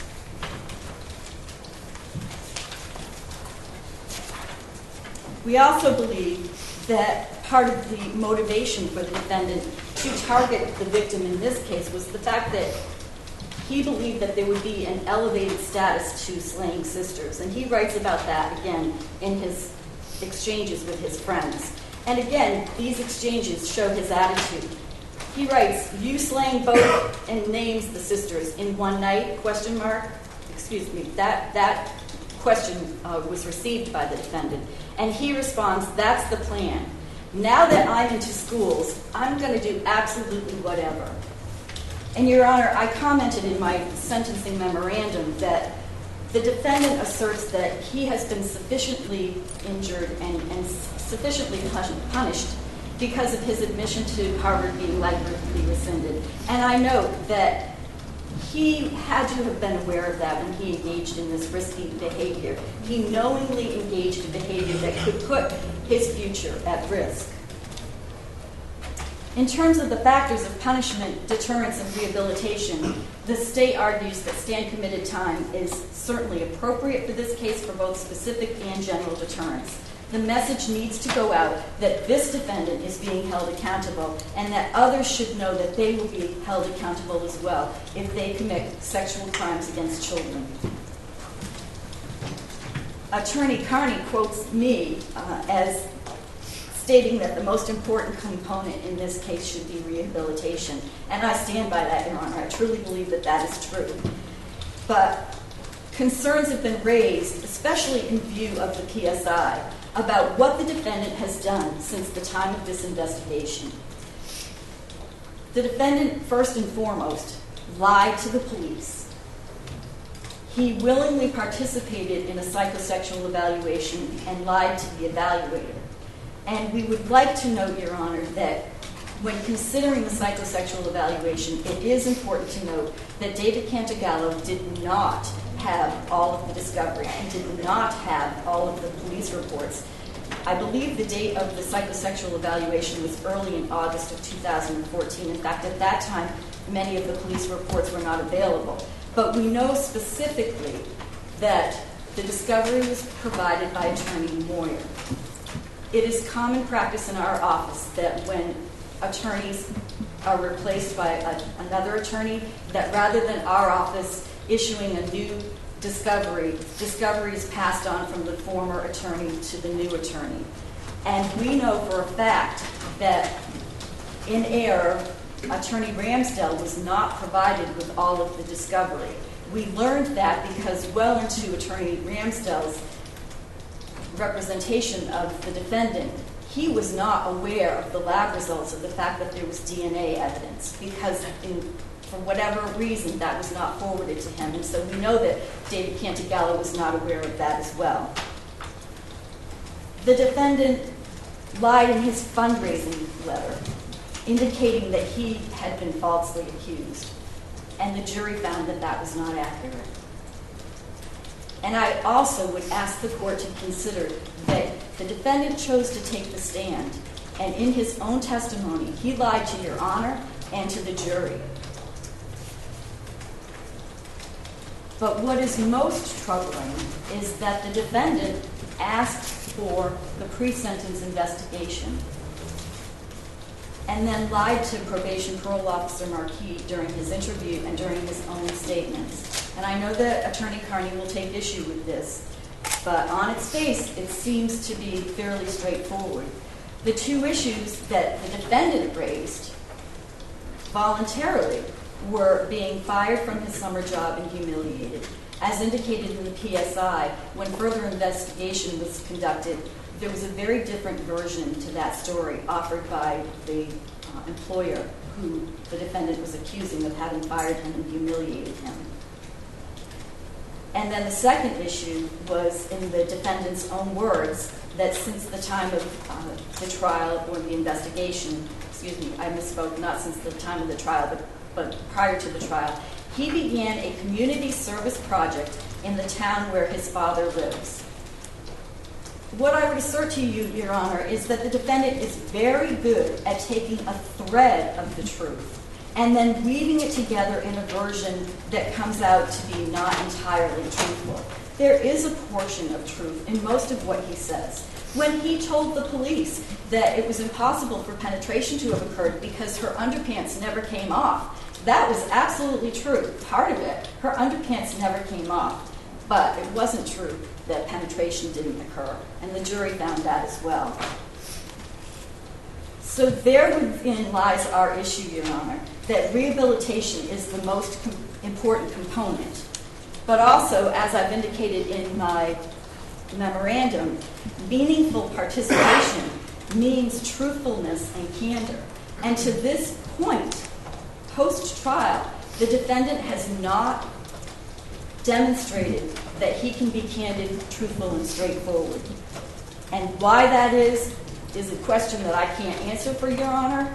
I think that the PSI is very generous in not being judgmental and not calling the defendant a liar, but saying that it's possible that he has a different view of reality.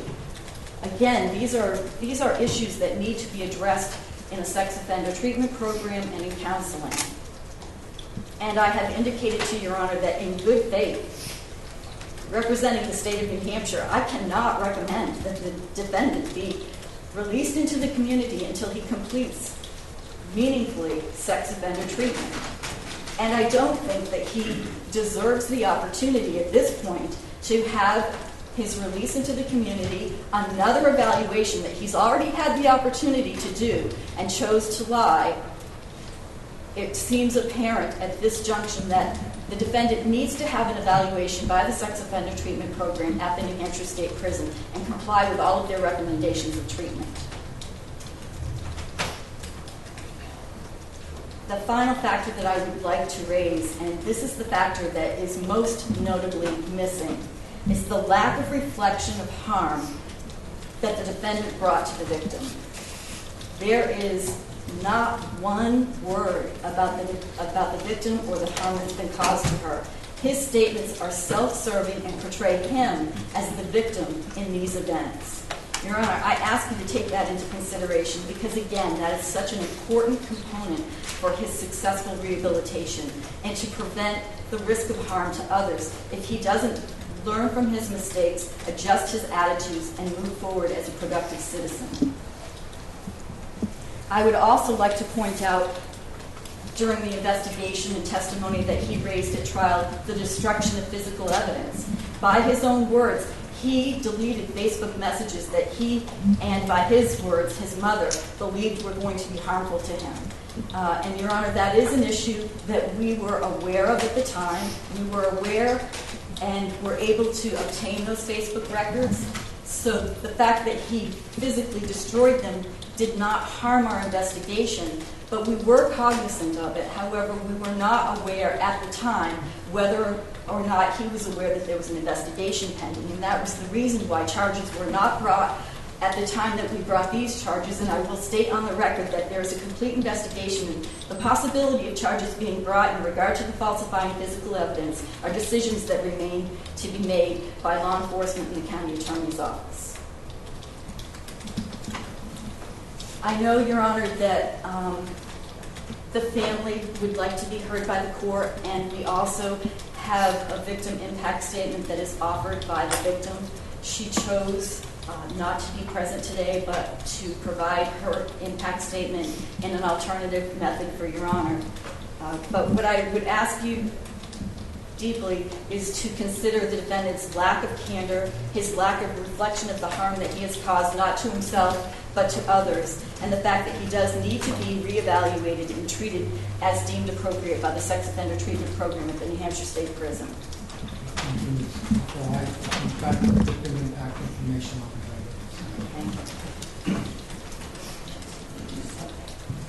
We would like to play the victim's statement first, Your Honor, and I would like to note for the court that she is a juvenile. You approach the bench, please.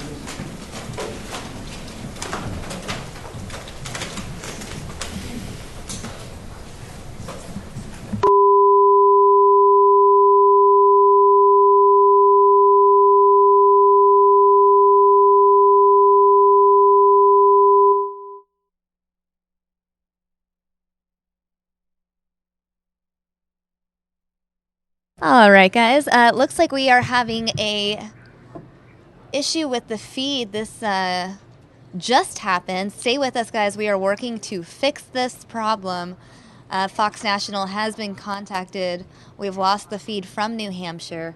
Again, we are working to fix this for you guys. Stay tuned. We hope to have it back for you momentarily.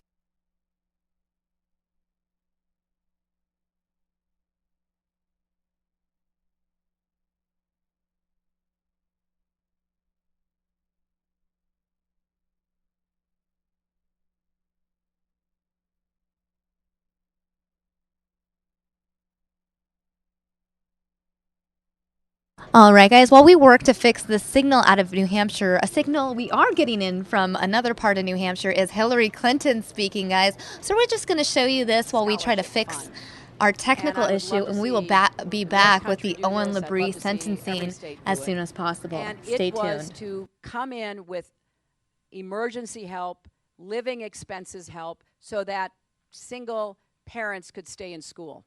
And we've now, over the last 25 years or so, we've helped like 35,000 students.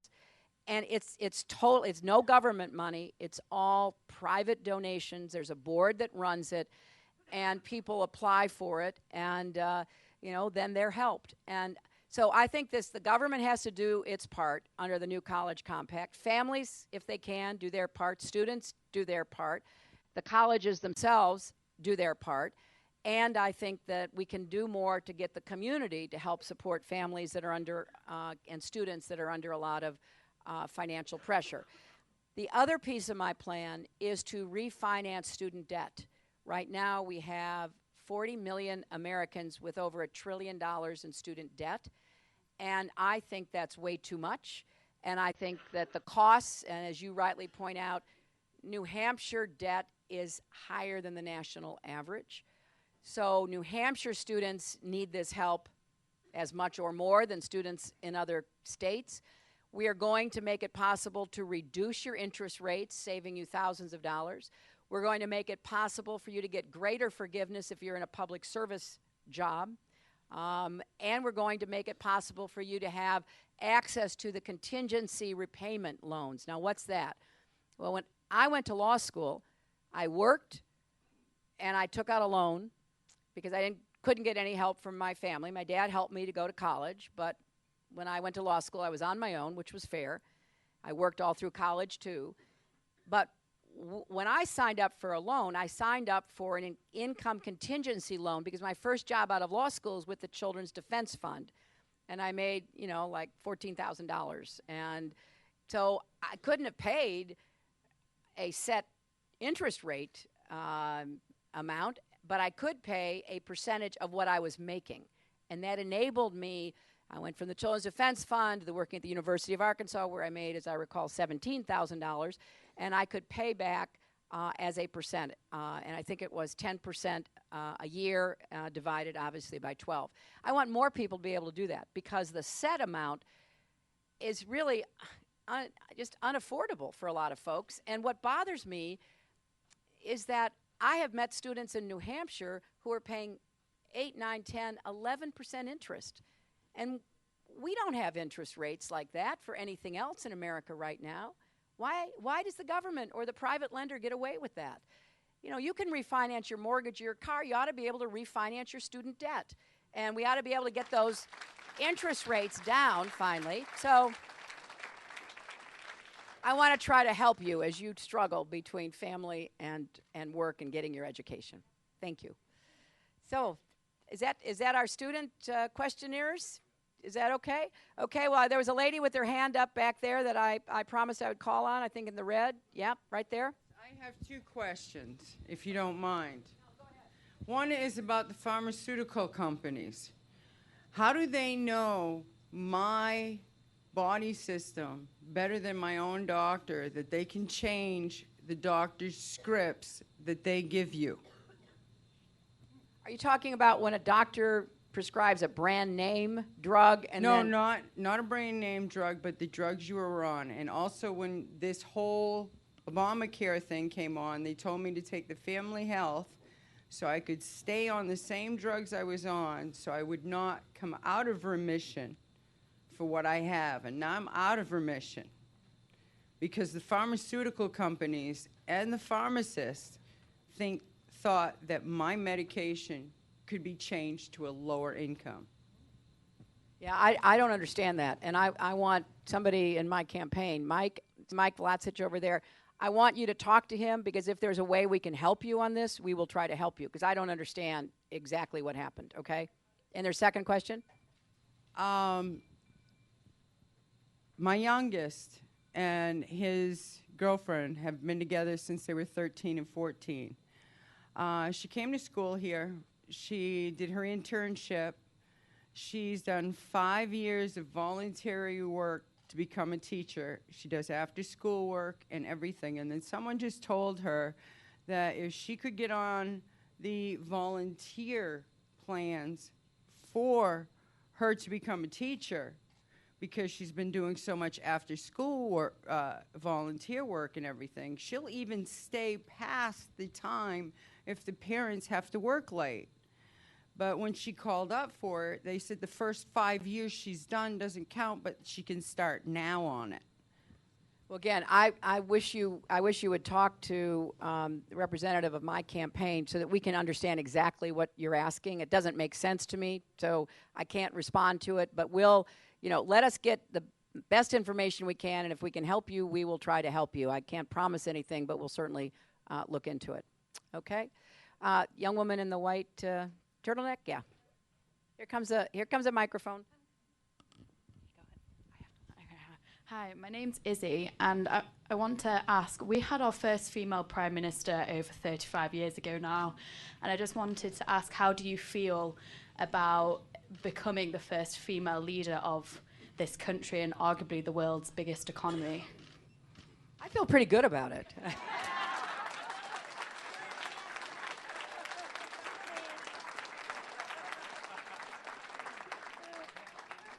Yeah, yeah, there are a lot of other countries that beat us to the punch, but I'm very excited about that. I mean, I've said before, I'm not asking people to vote for me just because I'm a woman. I'm asking you to vote for me on the basis of, my experience and my ideas and what I can do as your president. But I do think being a woman is an asset to coming into office and bringing a somewhat different perspective about what we can do together in the country. And so I'm excited and obviously hope we could be successful. Thank you.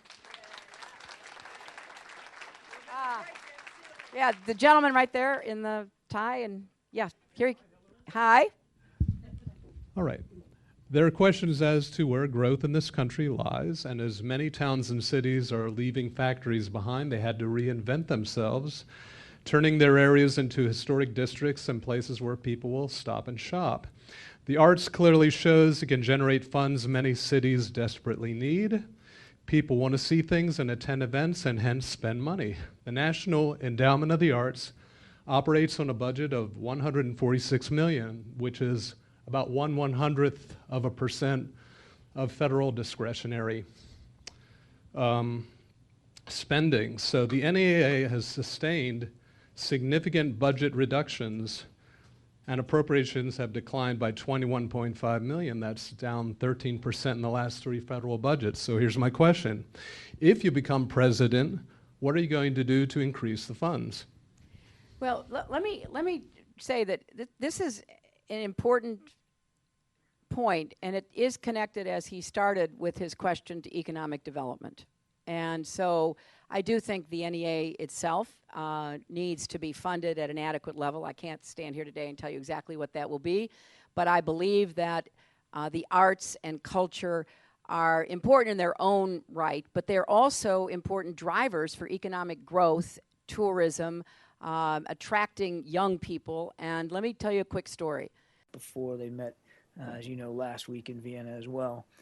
And all of this will be preparatory, the meeting tonight, preparatory to a larger multilateral set of meetings tomorrow in Vienna to discuss, obviously, the ongoing crisis in Syria. All right, this is the State Department briefing. This is options for pursuing Fox pulled away political transition. from the Hillary event. On Belarus, in coordination with the European Union, the United States is providing sanctions relief for 9 Belarusian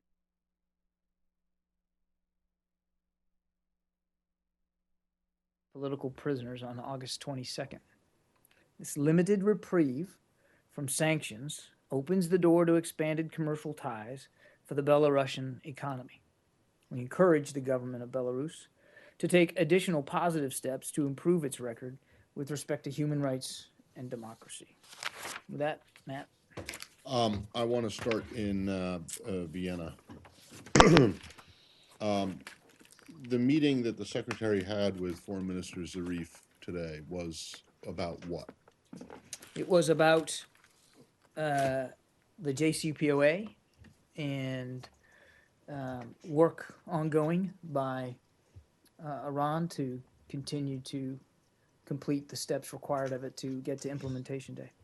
And there was no discussion of the main event, basically. What's there was no discussion of the Syria? meeting was designed to talk about the JCPOA and implementation. There was no discussion about the conflict in Syria. Can I ask you then why there is a photograph of this meeting that I'm looking at right now on my phone, which shows Foreign Minister Zarif standing next to Kerry, and then standing next to the Secretary are Rob Malley from the White House, John Feiner from here, and then Brett McGurk, who is many things, but is not and does not have anything to do with the Iran nuclear deal. You're right, In fact, I believe his title is Special Envoy for the fight against ISIL and extremism. So why would the Secretary bring him to a meeting about the Iran nuclear deal?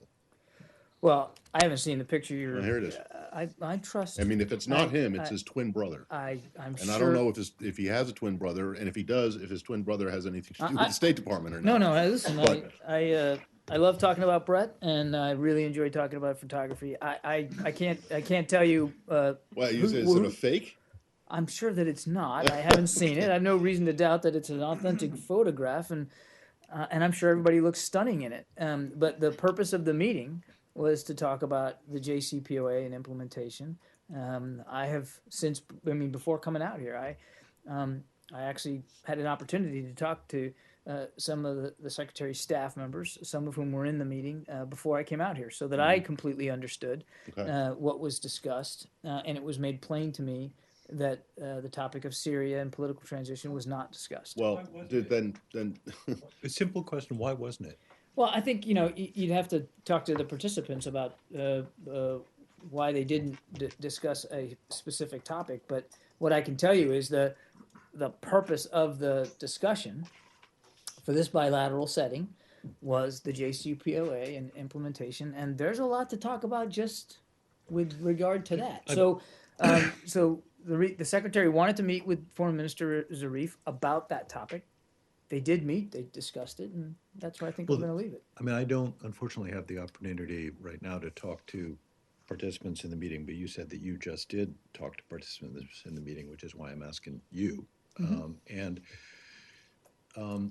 Councilor Tom Shannon said in his nomination hearing this morning that what the Secretary is essentially trying to do is to call their bluff and to see if Russia and Iran are genuinely willing to explore pushing or nudging, encouraging, convincing, I think is the word he said, Assad to leave power as part of a transition. And so what I don't fully understand is why. All right, everybody, we're going to dip out of that coverage there. Sorry about all the crazy feeds that have been going on here this morning. Wow. So we had the Owen Labrie sentencing, then that signal just dropped Fox-wide.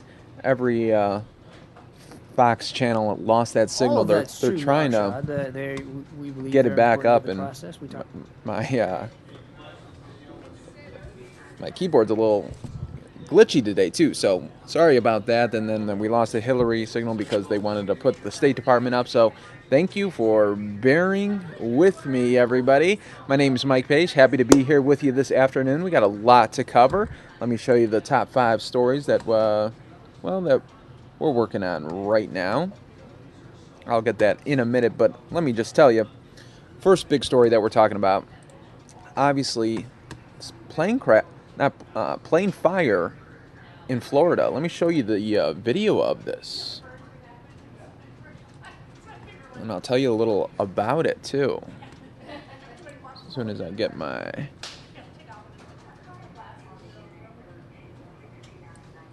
get the CG going there, the lower third. Okay, let me play it out for you guys and tell you a little bit about this. Look at this plane fire. Yeah, several injuries reported after a dynamic Airways plane caught fire while taxiing on a Florida runway Thursday. Broward Sheriff's Office fire and rescue officer on the scene described the injuries as minor and said none appeared to be life-threatening, though he didn't know the exact extent of the injuries. 3 passengers were taken to area hospitals for further treatment. The fire, which appeared to be centered around the plane's left engine, was extinguished before 1 p.m. Eastern Time. The Boeing 767 was on taxiway B and headed for departure at Fort Lauderdale Hollywood International Airport when the fire began. Audio communication indicated a fluid leak, followed by someone shouting, "There's a fire," according to the newspaper Herald. So, yes, so that is a scary situation for those passengers on the plane, and several were injured there, but thankfully they said none were life-threatening. Wow. Never a good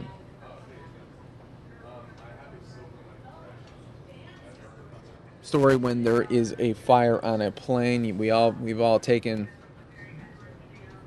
plane rides before, and we just know you never want to be in this position. Wow.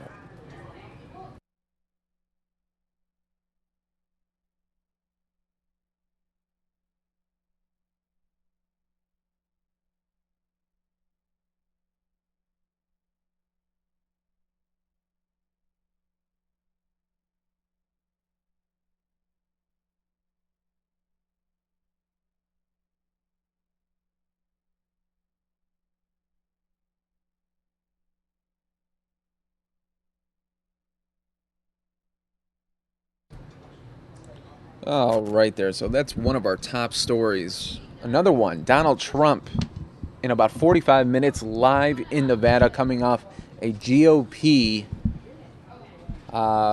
debate last night. And a lot of people were saying, wow, these announcers yesterday that they were running the debate were just not professional. The way the questions were geared to the Republican candidates. That's what's being in the news right now. But yes, we will have that live for you. Trump rally at noon on a different stream, so be on the lookout for that. We're gonna give the whole afternoon for that, as he's gonna have a live rally in Nevada near Reno. So be on the lookout for that. And then also, whenever this Owen Labrie sentencing in New Hampshire, if we get a signal, if not, we'll just definitely talk to you guys about that and tell you what the sentencing is when that comes down. Then we had Paul Ryan's first address as speaker that happened earlier today, and then Don Mattingly has a new job. Yeah, he's going to be the new manager for in Miami. He's going to be the new manager for the Marlins. So he got fired in LA. Now he already has a new job. So there we go. So Trump coming up in less than 45 minutes. Be on the lookout for that, everybody. It's going to be another huge stream where we're projecting another 800 or so followers watching that as we broadcast his stream live from Nevada. Coming up less than 40 minutes away. Do want to show you some of the debate coverage that we've been talking about. And this is Senator. This is let's see here. We'll go on this one.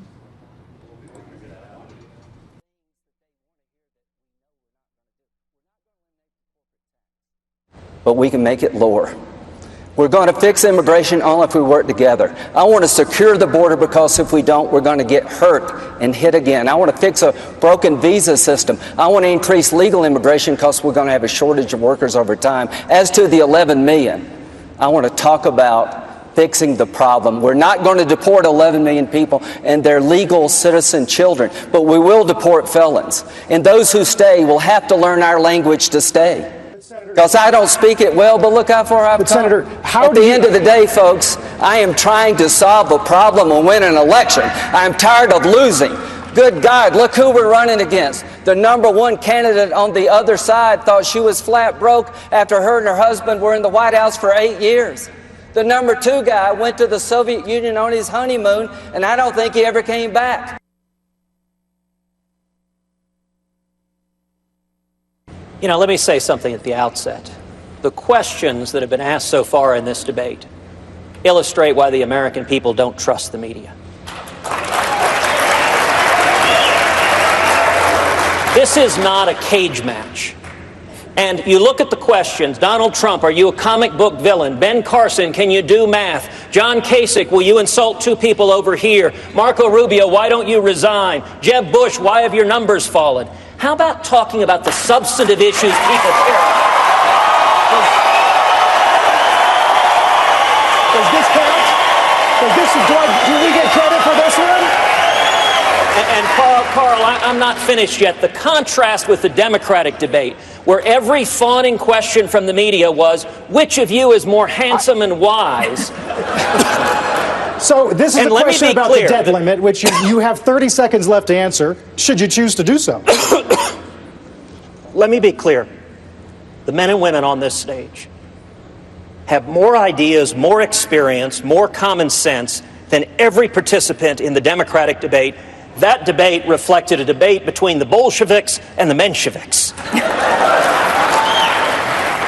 And nobody watching at home believes that any of the moderators has any intention of voting in a Republican primary. The questions that are being asked shouldn't be trying to get people to tear into each other. It should be, what are your substantive solutions to people? I just want the record to reflect. I asked you about the debt limit, and I got no answer. Okay, all right, you want me to answer that question? I'm happy to answer the question. I'm happy to answer the question, but let me tell you how the question...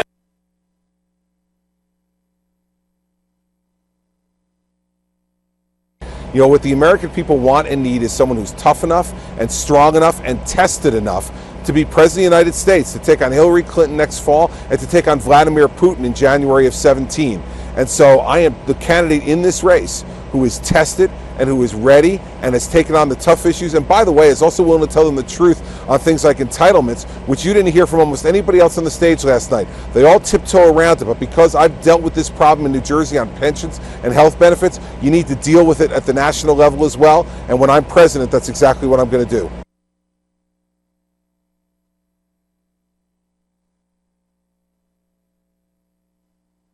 I'm not going to stand for it any longer. I'm not going to stand on that stage and be a punching bag for moderators who are looking to, get a toast made to them at their next liberal cocktail party in New York City, which is exactly what they were looking to do. And so we're going to fight. And listen, what our voters, what our supporters should take away, I think, from last night is look up on that stage.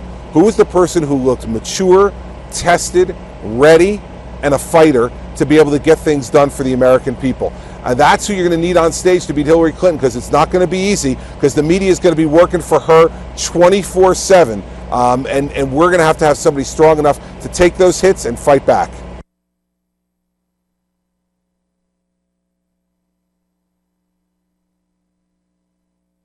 Simplify the tax code so you can do your taxes in 15 minutes, and I could fire a bunch of IRS agents. You'd be able to keep more of your own money.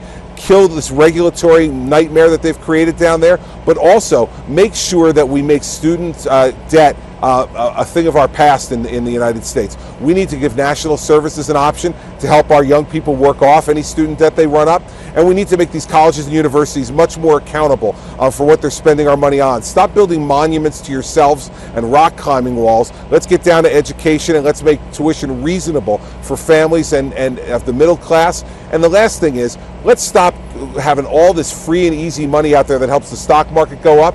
Let's have an economy that works on Main Street.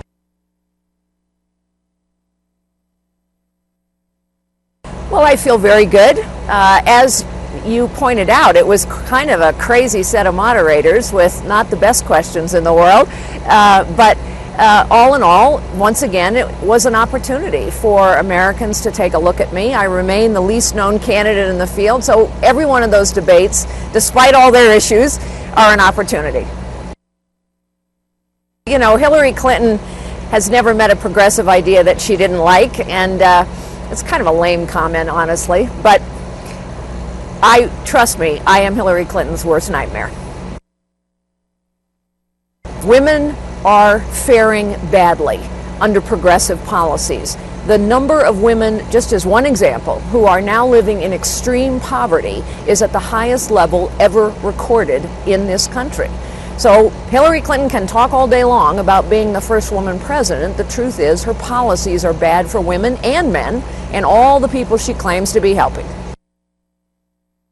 Marco Rubio made an interesting point that, Hillary Clinton's super PAC, she has plenty of them, by the way, but he said, well, it's also the liberal media, and all of the people that are trotted out to attack me are her cronies and her liberal media lapdogs. You know, I always like to remind people that national polls at this stage in a race are not predictive. And in fact, if you looked at 2012 and 2008, the people who were leading in the national polls went on to lose resoundingly. Elections are won by voters, and voters are on the ground in places like Iowa, New Hampshire, and South Carolina, and Nevada, and Utah, all the places that I've been spending a lot of time on the ground. So we've been spending a lot of time with voters, a lot of time with the regional media that they pay a lot of attention to as well, and we're going to continue to do that.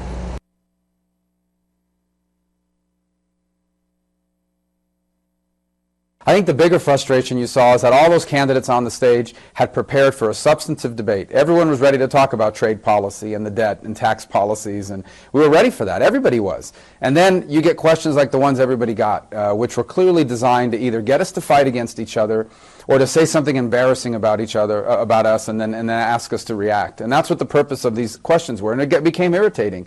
You go on a network that specializes in economic news, and you get questions like some of the ones that were asked last night, and the real frustration begins to bubble over.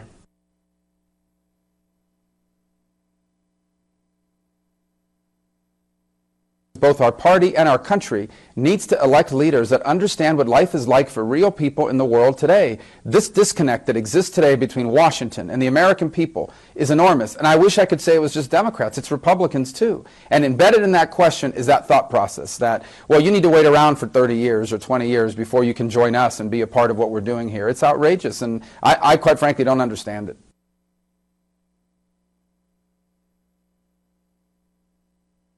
Hillary Clinton last week got caught. She was sending emails to her family and friends saying that the attack on Benghazi was an attack by terrorist groups, Al-Qaeda-like groups. And then she was going in front of the press for over a week. She went to the families of these victims and told them this was because of a video. If that was a Republican that had done that, there would be editorials across this country asking them to drop out of the race. Instead, what we got is headlines saying, Hillary's back, greatest week ever, that she crushed the Republicans. It's outrageous. I mean, it is so blatantly obvious that the bias is so deep.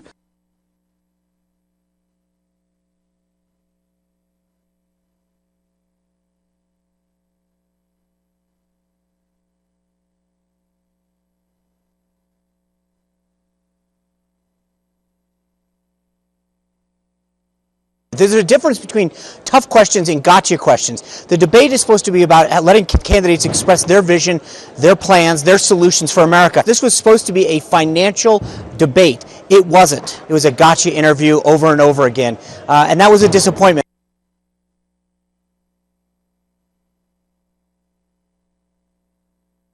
I felt really good about it. You know, without national security, there's no economic security. I tried to make the case I could beat Hillary Clinton. She has been disconnected from the average person. If you really do believe that you're flat broke after 8 years in the White House when your husband's president, man, have you lost your way. When she said Republicans have exaggerated the VA problems, no, we're not. They're real. So I look forward to being in the ring with her. Her definition of flat broke and mine are a bit different. My foreign policy is completely different than hers and Barack Obama's. So, yeah, I thought I did well last night articulating what the middle class is all about.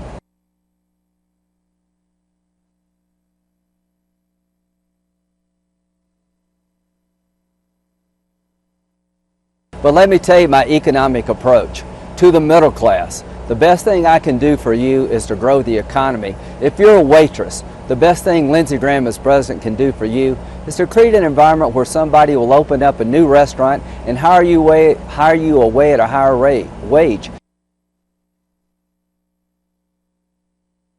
These folks, CNBC, they had it down at 3.5 hours. I just read today in the New York Times, $250,000 for a 30-second ad.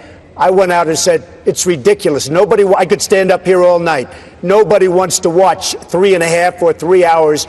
It was a big sacrifice, and I have to hand it to Ben. We called Ben. He was with me 100%. We called in. We said, that's it. We're not doing it. They lost a lot of money. Everybody said it couldn't be done. Everybody said it was going to be 3 hours, 3.5, including them. And in about 2 minutes, I renegotiated it down to 2 hours so we can get the hell out of here. Not bad. Not bad. And I'll do that with the country. We will make America great again. And thank you, everybody. Just for the record, the debate was always going to be 2 hours. Senator Rubio. That's not right. That is absolutely not right. You know that. That is not right.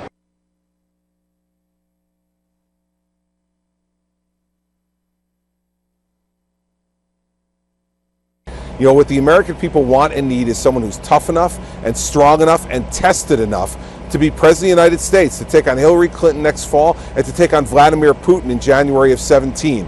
And so I am the candidate in this race who is tested and who is ready and has taken on the tough issues, and by the way, is also willing to tell them the truth on things like entitlements, which you didn't hear from almost anybody else on the stage last night. They all tiptoe around it, but because I've dealt with this problem in New Jersey on pensions and health benefits, you need to deal with it at the national level as well, and when I'm president, that's exactly what I'm going to do.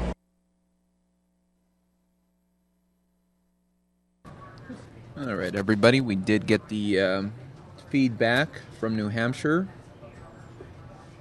We will bring that to you right now.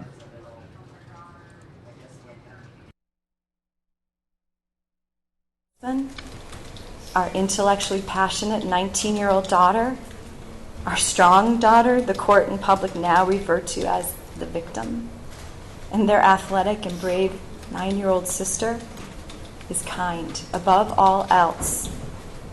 It's been a word used by their friends, teachers, colleagues from around the world to describe who they are inside and out as people.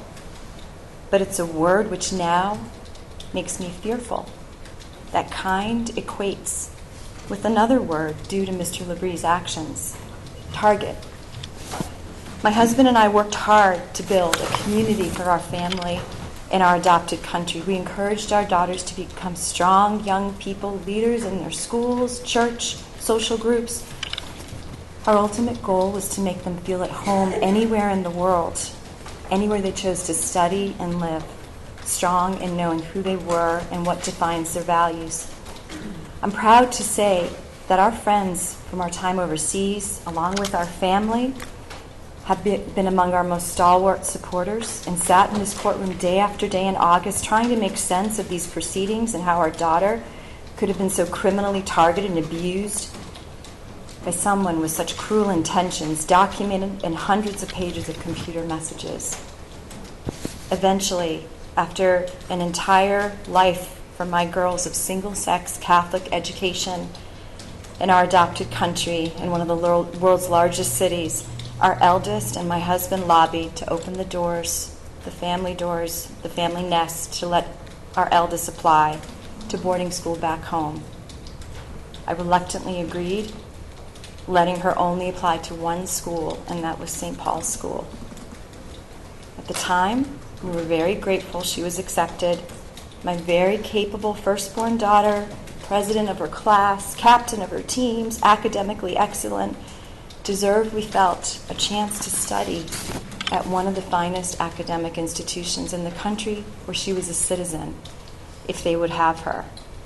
And while we considered the pros and cons, the next day, a natural disaster struck our home country, making the decision to send our children away, some were stable, more pressing. We were ecstatic she had the choice, and again, grateful. It became a more natural progression 2 years later when my husband was transferred again for work to allow her younger sister, the victim, to apply as well, to strive to play on the same teams as her sister, to share in the academic rigor and the boarding school experience that would bond them for life, along with their father, and establish a secure and consistent community where she could attend high school for 4 solid years. My husband was so proud when she was accepted, as she had the same aptitude for language studies and would be able to study music, piano, voice, and play sports she loved on his beloved playing fields and courts, and ultimately celebrate the same reunion cycle as her dad. Both of my girls are incredibly close, their whole childhood sharing similarities while being very strong and independent. In the aftermath of the natural disaster, it was a challenging time for our family, and it was good to have the community of St. Paul's, where people knew and cared for our daughters, an extension of my husband's treasured years before. It was a bridge from the past to the present, and we hoped to the future. It was a happy culmination of our lives, despite its challenges, and what it meant to entrust our girls to St. Paul's School, and what we thought we were going to celebrate that graduation weekend in May 2014. Instead, so many memories leading up to that weekend for my husband, my daughters, even our youngest child now, all those memories of our children's academic, cultural, and athletic successes have been destroyed in the aftermath of Labrie's rape of our daughter, tainted by his cruelty. And everything evil Labrie has done, he has swept away like a wave of destruction all that was good by association at St. Paul's School because of his sinister slay-making and rape of our child on her sister's graduation weekend. In raping our child, Labrie robbed our entire family of so much of what we valued. It was a safe harbor for our family. It was a community. It was excellence in education. It was independence for my children to grow and become the people they'd hoped to be. It was a history and it was a future. For the past 17 months since the rape, it's not overstating to say normal, what we once were as a family, something that's changed forever.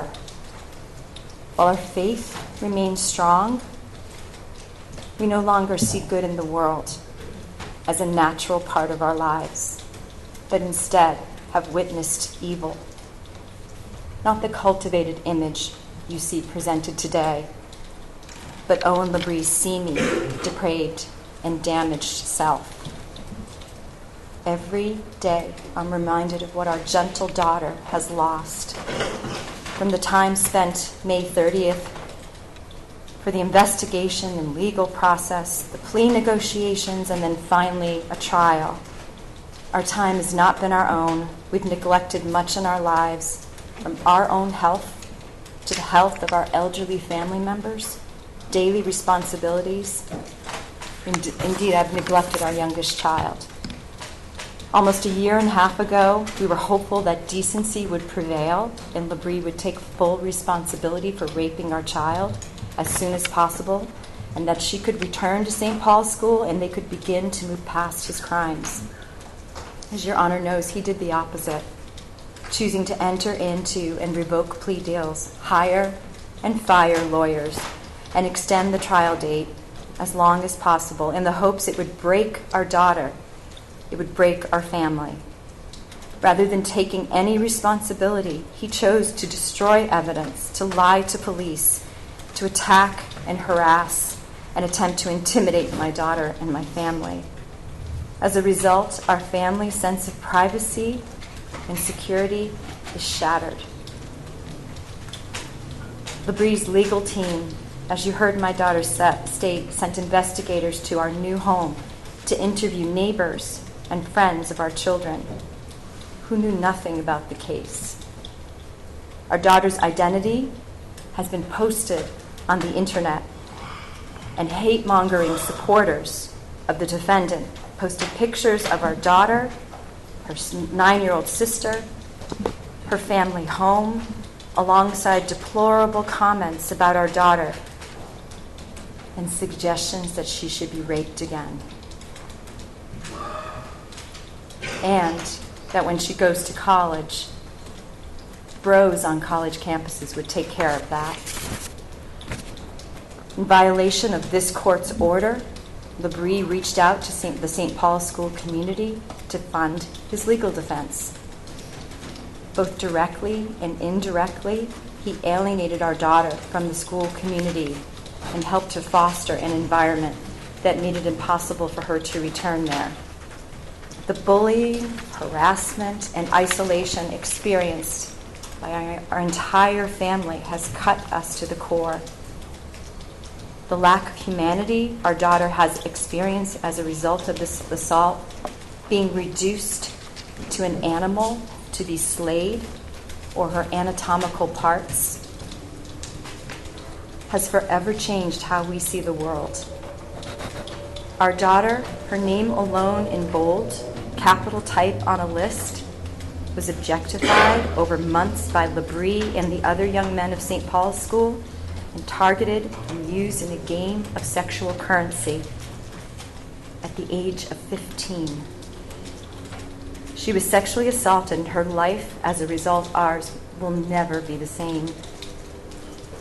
We humbly ask the court, Your Honor, that Owen Labrie be ordered to take full responsibility for his criminal actions and for the trauma, his blatant disregard for another human being throughout, a minor girl, a fellow student at the Episcopal School, where he was entrusted as a prefect and had, as a consequence, the responsibility to be an emblem of decency and honor. As we were all enlightened during the trial by the dean of school, Labrie and all prefects had, as a result of holding such office, been informed by the school upon their appointment about the New Hampshire laws in relation to sexual offenses. Your Honor, we respectfully submit to the court that we will accept the punishment the court deems appropriate. With these final comments, we continue to be so proud of our daughter, that she has had the strength to remain courageous and committed to standing up to the offender, now a convicted felon, with the courage of a David to Owen Labrie's entitled, status-driven, manipulative Goliath and his cohorts, the young men of St. Paul's School, by reporting his rape against her and staying the course through the court ordeal, through the media scrutiny and hate-mongering, when others were not so empowered. Our daughter has been an inspiration to us. It's our hope that other victims who've been affected by the convicted felon, Owen Labrie, can find their voice, and that she will inspire them and other young victims of such crimes to speak freely. Thank you, Your Honor.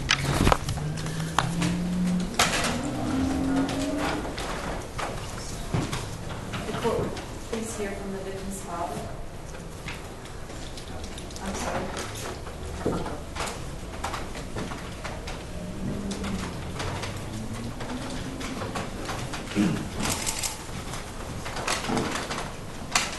Your Honor, I'm reading on behalf of my niece, the victim's sister. It takes a remarkable type of person to stand up for a crime of this nature and seek justice. Since that night before graduation 2 years ago, my sister and my family's life have been completely altered due to the crimes of Owen Labrie. I want to provide you with a little insight into the culture of St. Paul's School. Right before my senior year, I had broken up with my boyfriend of 2 years, a fellow St. Paul senior. He was well liked around campus, and when I returned to my final year at the school, I found that the entire boy population of my grade refused to speak to me because I wouldn't take back one of their boys. It was a comfort to have my sister at school with me. However, through this period of bullying, she was able to see and experience firsthand the social structure at the school. The last thing she ever wanted to do was make any more waves.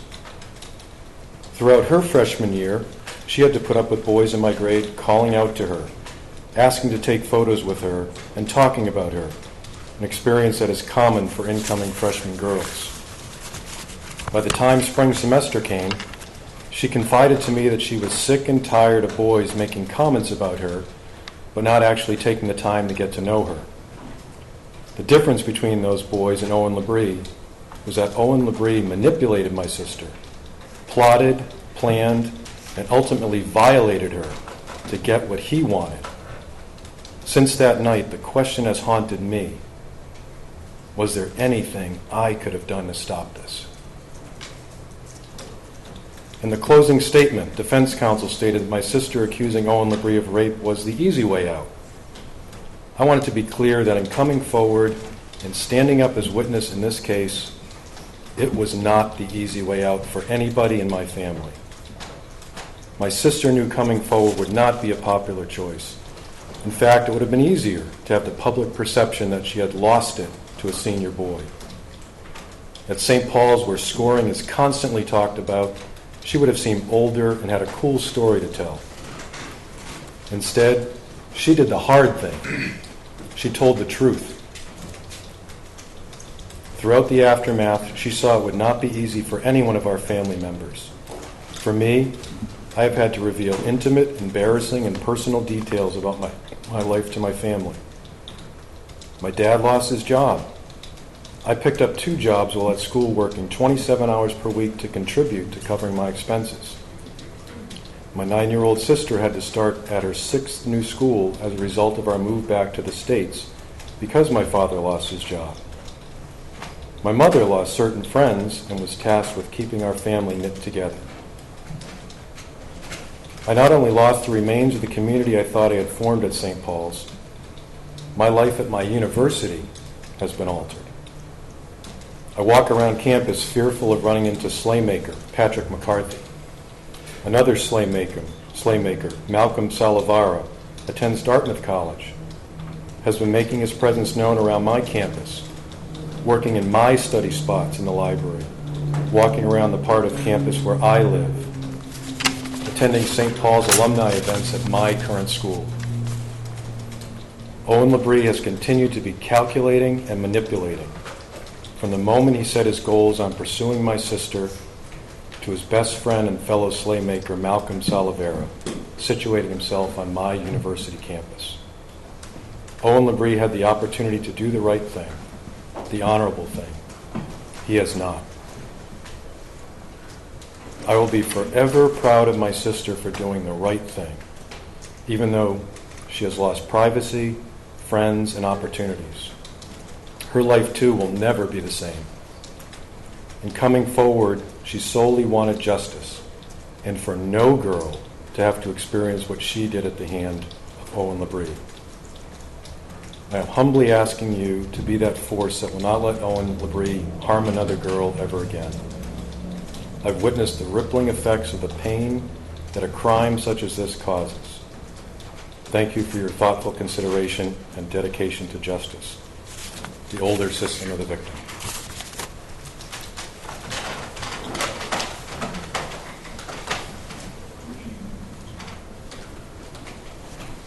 Your Honor, the victim's father, please. Good afternoon, Your Honor. 4 years ago, I was in the chapel at St. Paul's, standing at the pulpit, invited to speak to the entire school community. It was a proud moment in my life. Through the hard work and dedication and sacrifice of my parents and the generous financial aid offered by St. Paul's, I was able to attend and graduate from the school. Nearly 30 years later, I find myself giving this speech in front of the student body, which now included my oldest daughter, who was an incoming freshman at the school. And I told them of my life journey and how much my time at St. Paul's impacted me. I was able to build a productive career working between Japan and the U.S. This led directly to meeting my wife while overseas, having children, and eventually moving our family to Asia, where we led an idyllic life for 12 years. 4 years ago, standing in front of Labrie and the rest of the St. Paul's student body, I thanked the school for their belief in me and tried to inspire the students there, seated in the chapel, to use what the school was providing them for good use and to do good things. The next year, my second daughter entered St. Paul's as a third former, a ninth grader, and joined her older sister.